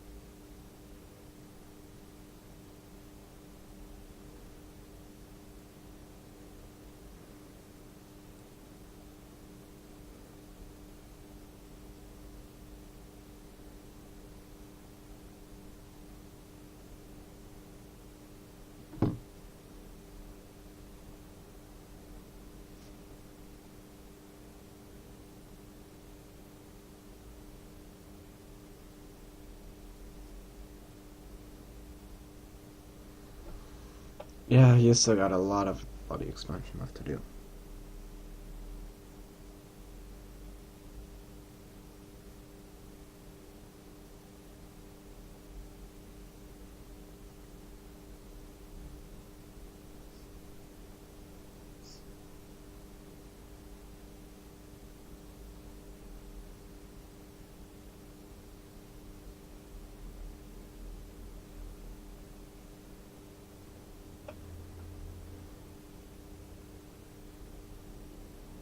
Continuing to stand by for just a few minutes until this next value is calculated and Jeff Williams gets ready to open up the valve once again. It's been opened 7 times so far, a total of 43 seconds so far this morning. That first one coming at 8:04 a.m. Central Time, the most recent just a little over 10 minutes ago at 10:24 a.m. Central. That last opening was for 3 seconds and increased the length another 2 inches out to 20.5 so far from the packed configuration to where we are now, and then the internal diameter calculated at about 120 inches. So the teams again looking at the volume, looking at the pressure readings inside beam, then coming up with a number to be radioed up to Jeff Williams standing by on board the station to open up the valve and resume these operations.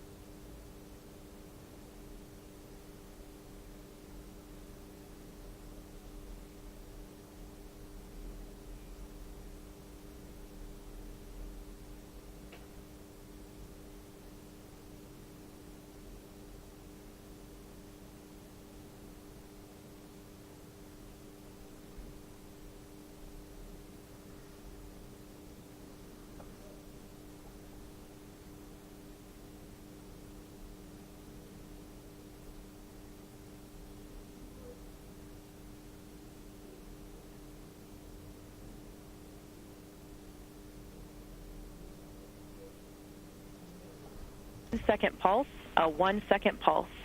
Then we're going into a KU blockage, so we won't resume again until around 16:15. Copy, 1 second.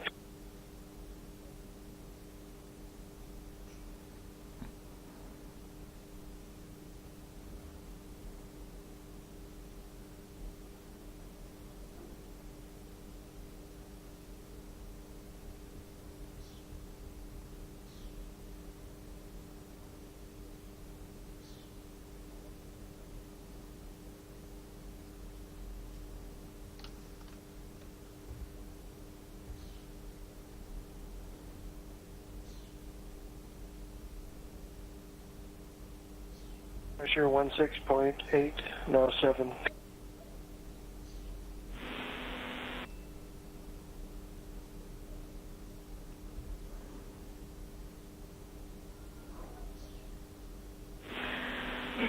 Okay, Jeff, any noise associated with that one?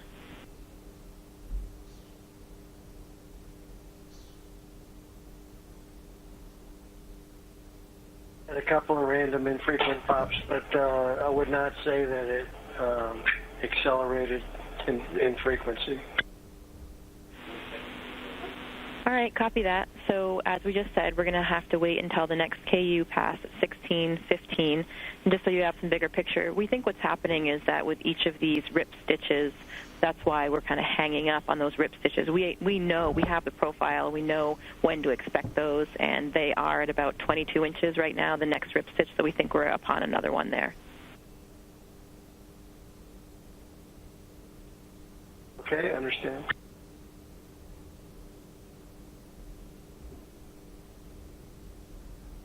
You want me to continue recording during this time?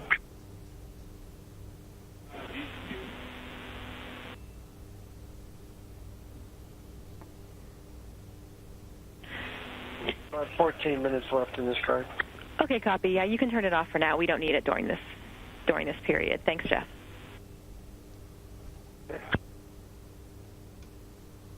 And so with that, the 8th opening of the valve, this time for 1 second again, giving us a total of 44 seconds of air flowing from station into beam so far this morning.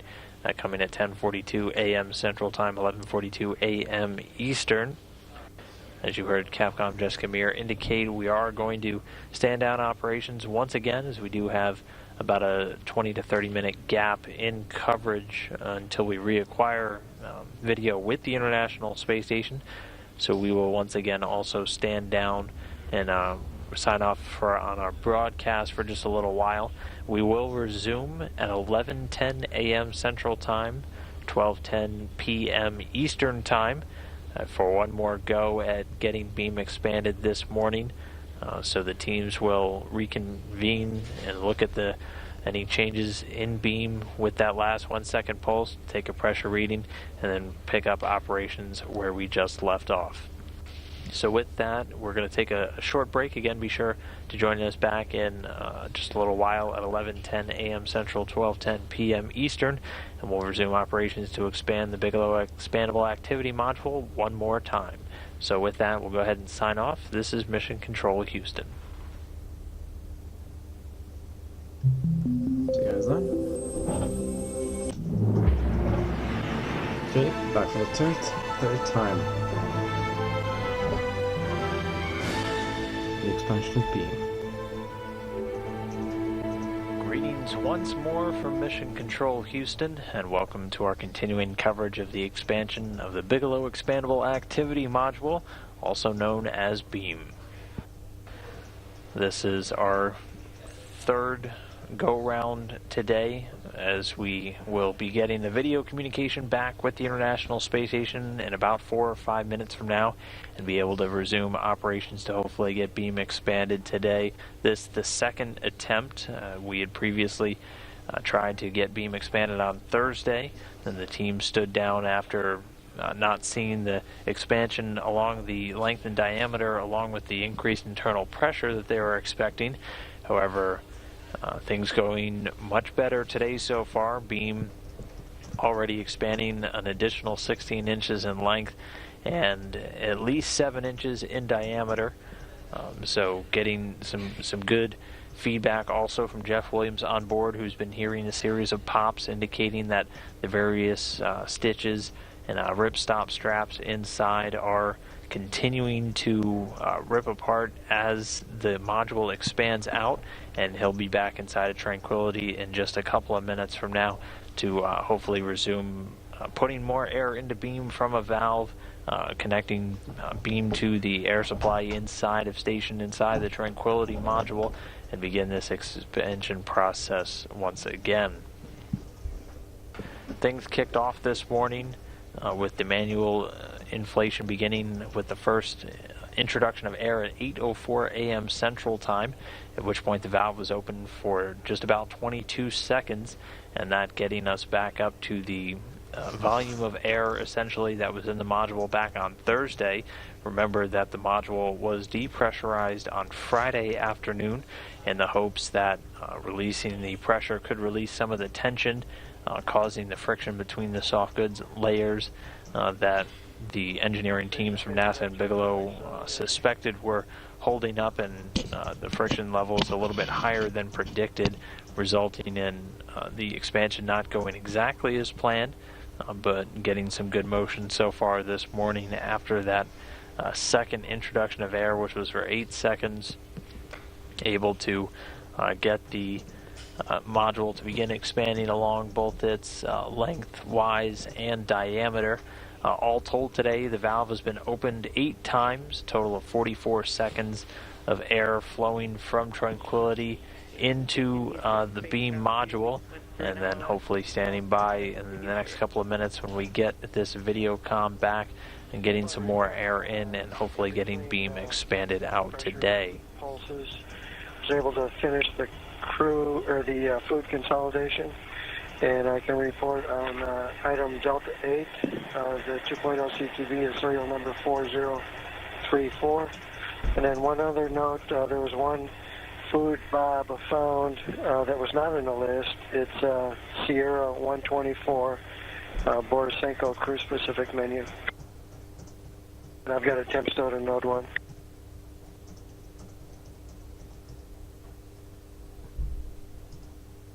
And thanks, Jeff. We got it. This was Holly, and Jessica's back with you now. Good to talk to you.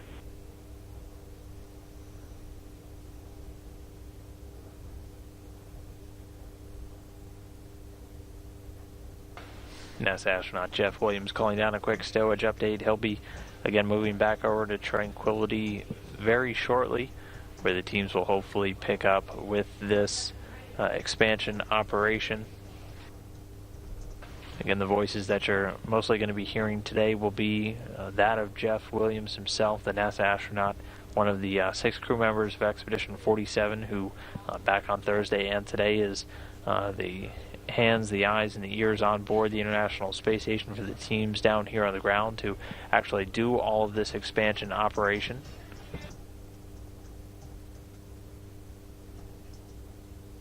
Well, that explains a bit more. And now getting our look back at beam, and we can already see a pretty significant increase in size just from when we broke a little while ago. It's halfway there, basically, so fingers crossed they can be a bit more. And so right now the robotics officer here in Houston will use the overlay that you're seeing on your screen to calculate just how far along beam is, and then using both the length and diameter, able to calculate a value, get a pressure reading from a multimeter that Jeff Williams will be switching on shortly, and then able to hopefully come up with a value of air that he'll be able to then introduce into beam.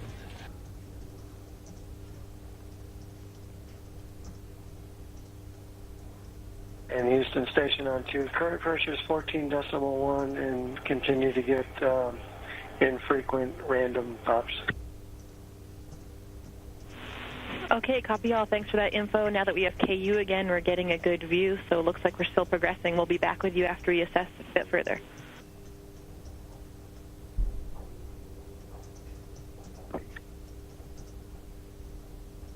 You can see at the top there. Those were surrounding the original compacted part of beam.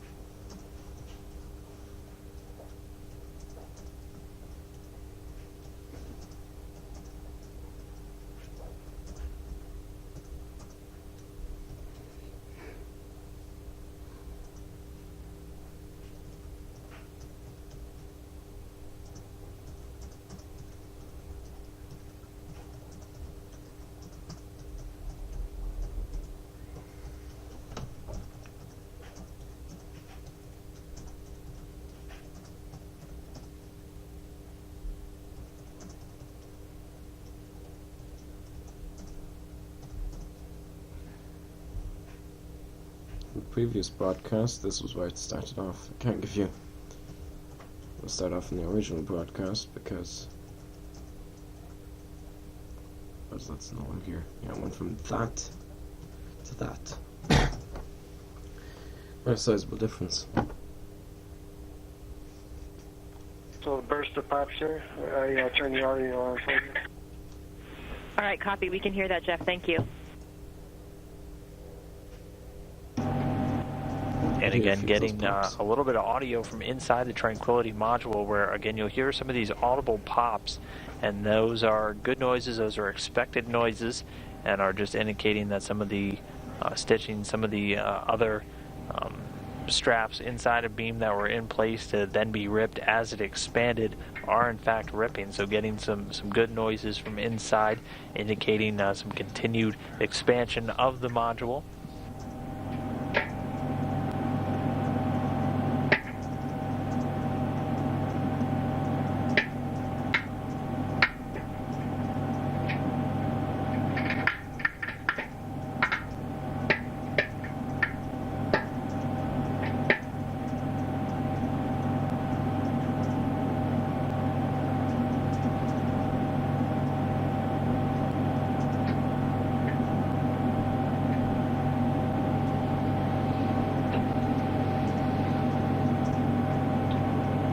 Again, all told today, the valve has been opened 8 times, 44 seconds of air flowing from station into beam, and now the team's converging. We should be getting a number hopefully soon radioed up to Jeff Williams on board and begin to commence once again with the expansion operations of beam. So seeing about 6 inches increase in length over just that loss of signal with the video comm. We went from 22 to about 28, so seeing a good uptick and getting the pressure readings as well from on board. So we should be getting that number soon, hopefully, and then commencing with the expansion operations.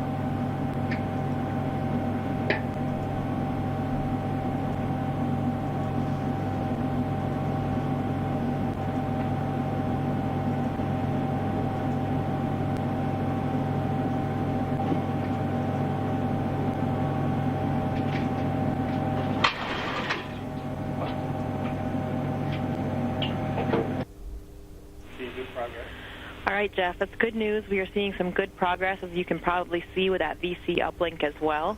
We've had quite a bit of axial displacement now, so we are encouraged by that.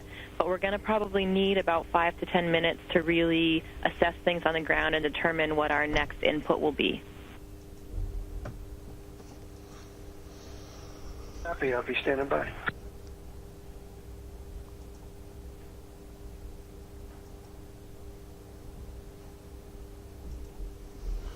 And so you just heard Capcom and NASA astronaut Jess Camere radio up. It'll be about 5 to 10 minutes for the teams to finalize their analysis down here on the ground. Again, seeing a good increase in the length along the axial, as you'll hear referred to, distance. So out to 28 inches. Again, the magical number that we're trying to get to is 68 inches increase today. So well on our way at this point, and then hopefully getting a nice good burst of air in this next opening of the valve, and then continuing beam on its way. So we'll stand by for just a couple of minutes now while the teams finish out their analysis. and then wait for that call up to Jeff to once again open the valve, put some more air into beam, and resume operations. And so again, continuing to stand by, should be getting a call soon. Seconds. 2-second pause.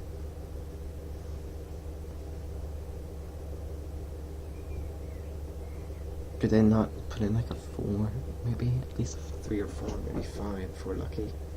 Maybe 10. Hey Jeff, you there?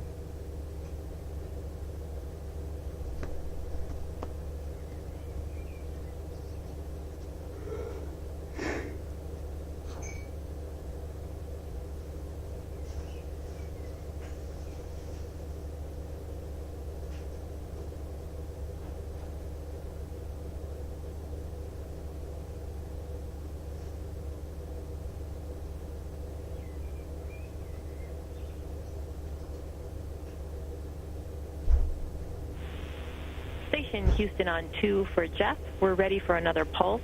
This pulse will be 4 seconds. 4? Disregard the previous call. This pulse will be 4 seconds. My wishes have been answered.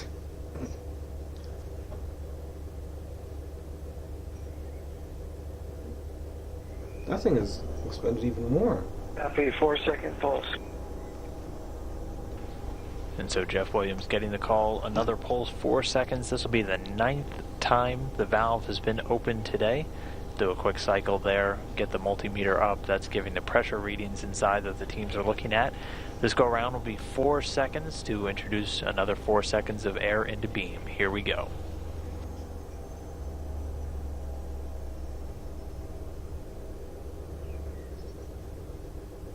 Did he close it? It's in 10 seconds. I hear the popping again. Does he got tired? Nope. Disables the camera. Once again, this audio inside the Tranquility module, getting to hear some of those audible pops that Williams is hearing.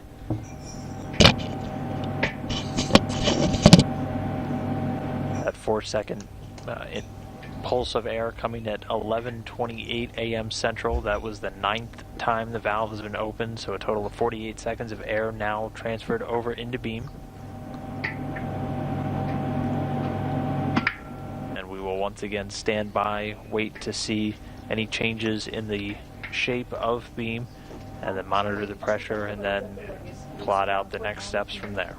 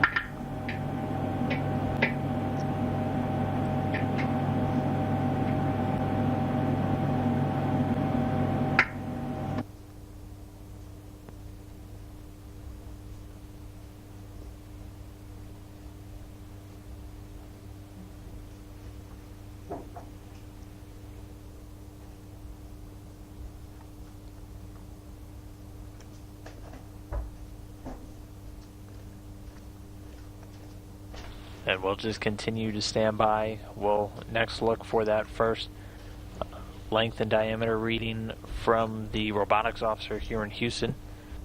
At which point, again, all of the engineers from NASA and Bigelow Aerospace down in the mission evaluation room with the MIR will run the numbers again and come up with the next amount of time that the valve can be open.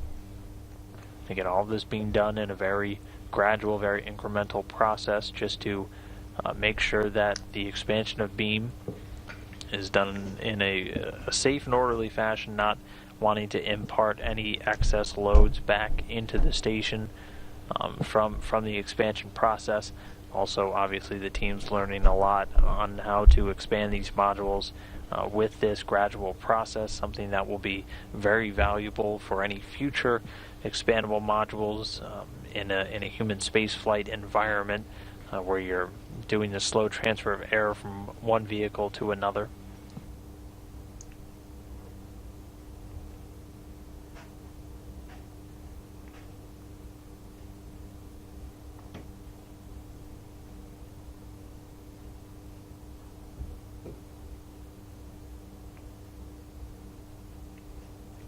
It's moving around a bit weirdly.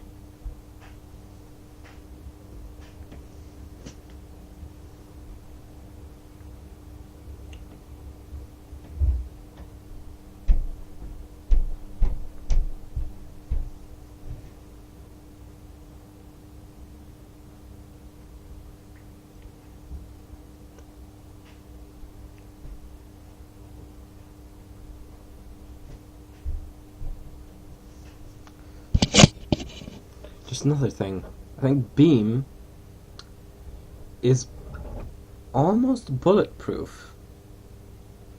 Because they have to deal with the... Okay. Some of the particles are considerably smaller than bullets, but I'm pretty sure they can do the same amount of damage. You know, micrometeorites and even flecks of paint. Like, very little chips of paint like that. You know, that size can screw you up pretty badly. Actually, a picture of a chip in the... Tim Peake, I think, posted a picture of a chip in the window of the cupola.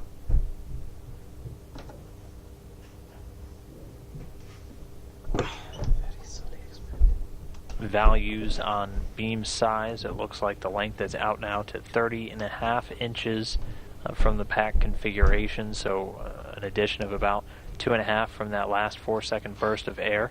The diameter decreased down to 118, but this was expected as the shape of the module will change, flattening out a little bit as it continues to elongate. The end diameter will be 127 inches. The total length addition that we're looking for is at least 68. It'll eventually go out to 73 for a total length of 158 inches. So getting a little bit more increase in size with this last burst of air. And now the teams will again all gather, assess, and come up with the value for the next opening of the valve. So we'll just stand by for a few minutes and await that decision. Ready for a 1-second burst of air.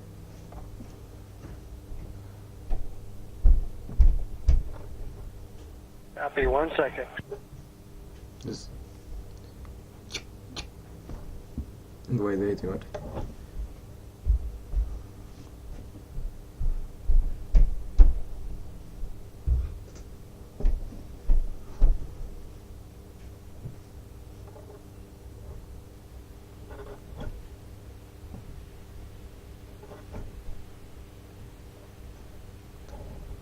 One 3.8. 13.8. Pressure is 13.8 and no immediate response. Houston copies. I think what he's saying is there's no popping immediately. And so Williams putting in one more second of air. That the 10th time the valve has been opened, a total of 49 seconds. The air has been flowing from Tranquility into beam this morning.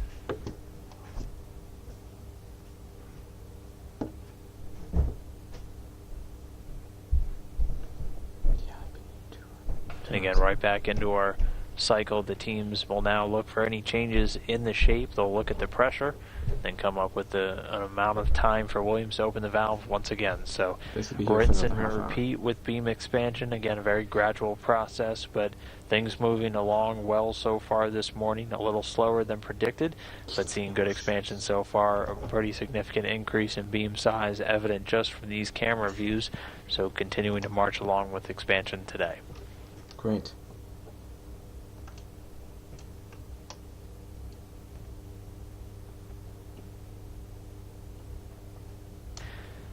Length now increased out to 32 inches, so another 1.5 inches since the previous burst of air.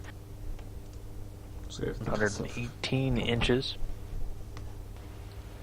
Again, just the final numbers we'll be looking for. The diameter will be out to 127, but the key number we're looking for is along the length, where we'll look for beam to expand out to 68 inches. So at 32 right now, 68 the number we need to get to before the actual pressurization of the module can occur.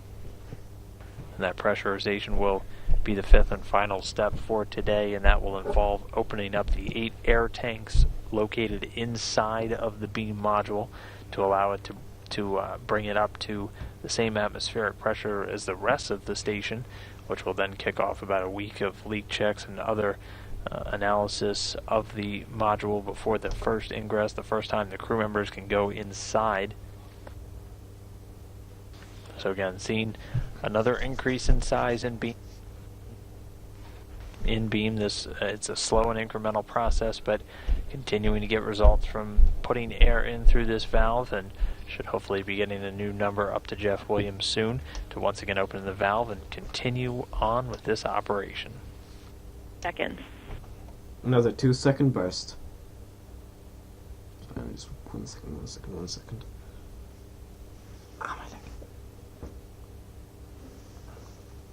Pressure is currently at 0.3.4. Copy, 2 seconds.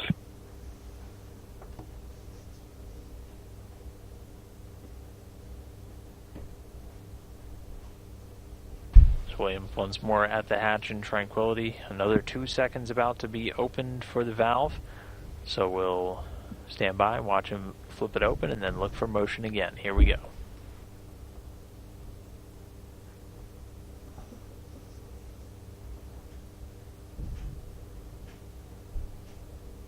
Sure, 14.1.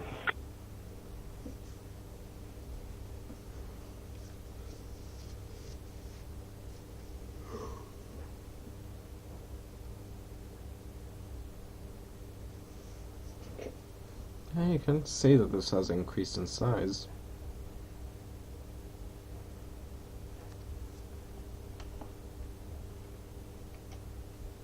Beam continues to expand out a little bit more. That, again, the 11th time the valve has been opened, 51 total seconds now.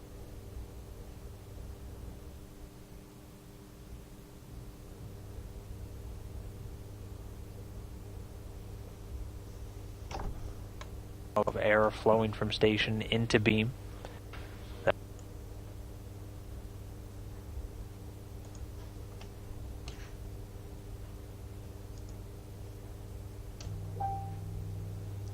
can see beam has expanded a bit more.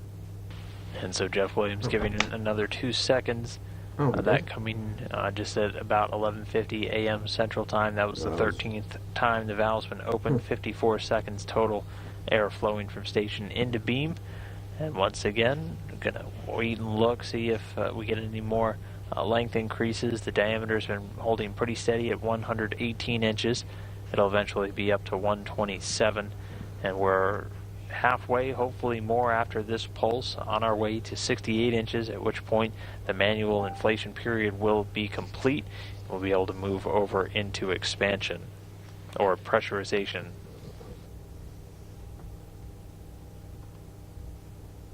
Been able to do a series of bursts of air into beam over the last 30 minutes or so.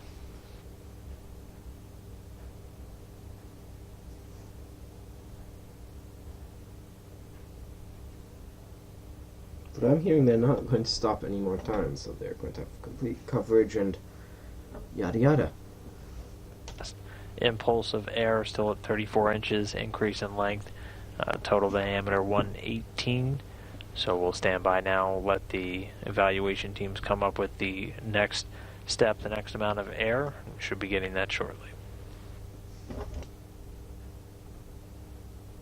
Over a period, we'll get this video come back very quickly, but we're reporting we might have gotten about another ½ inch or so along the length, so the teams again conferring, putting in all the numbers into their calculations, and then coming out with that next value for how much air they're going to be able to put into beam. So again, just continuing to stand by a few minutes. The call is definitely coming a lot quicker now. Should hopefully get another opening of the valve momentarily. the pressure reading, the length and diameter of beam so far. Again, we just finished that last burst of air. It was the 13th time the valve had been opened, and it was for 2 seconds. So a total of 54 seconds of air running now into beam from station. We're sitting right now at an increase of about 34.5 inches along the axial range, so lengthwise. And diameter is pretty much held steady at 118.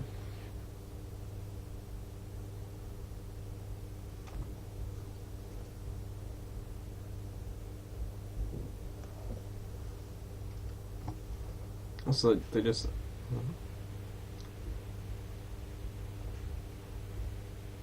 That's just very infrequent and random. Yeah, But yes, continuing. Okay, we copy. Thank you.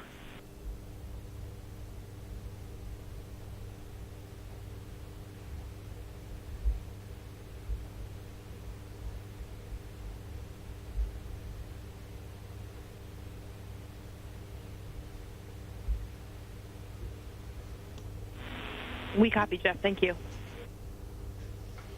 Jeff Williams reporting. Still continuing to hear a few pops. Meanwhile, the team's down here on the ground waiting for the pressure to settle out a little bit. Not seeing a great deal of increase. Interesting for yourself there, Jeff, while we're waiting in between these. Well, I confess I am getting some other work done.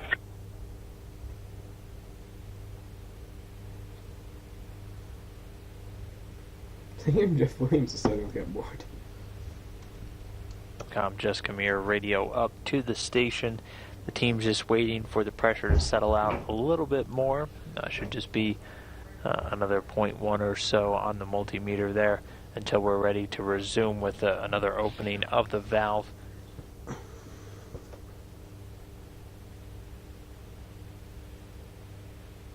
So just standing by for a few more minutes until that pressure settles out. A few more minutes. And then we'll be able to pick back up and begin putting some more air back into beam. Yeah, that's what you've been saying for the past 2.5 hours.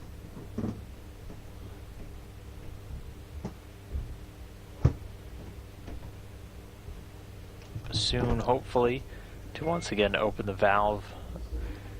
It's been opened 13 times so far throughout the operations today, a total of 54 seconds of air flowing from station into beam. Should be getting that next one and the next call up to open up the valve once again shortly. 1 second. Just a 1 second burst, really.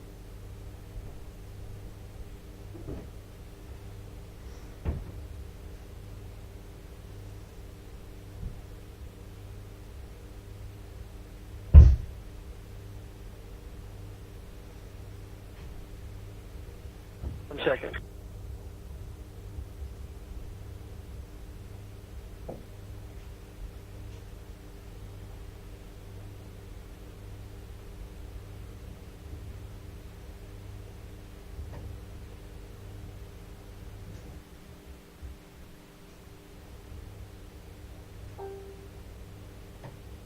One 3.8. 13.8. We copy. We have a good view of the multimeter.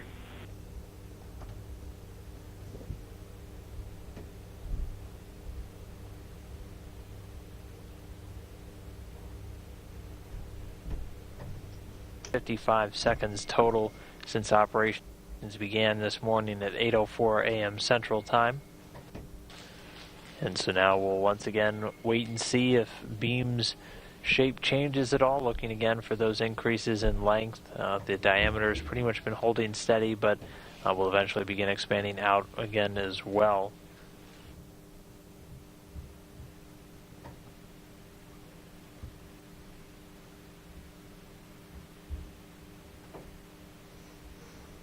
This has been going on for 4.5 hours.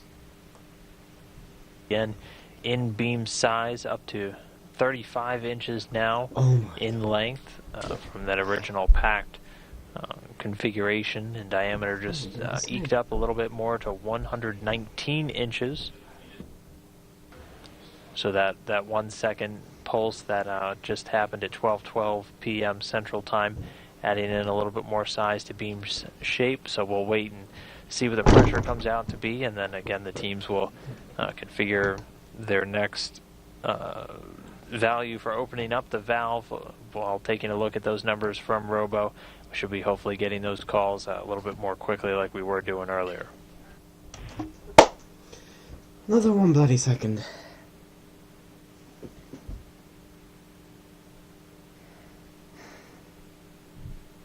This is actually driving me Copy, insane. 1 second.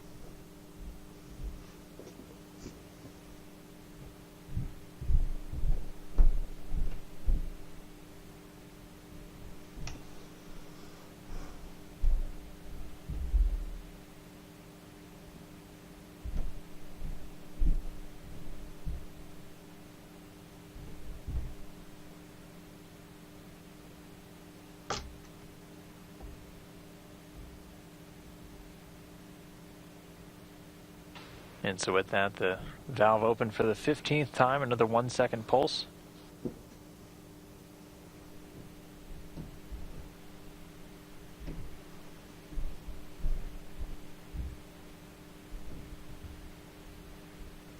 Guys, 13.8. I'm going Copy. to end this video here before I lose my insanity, so yeah. About 25. Goodbye. Maybe I'll add a bit at the end after when this thing is completely expanded.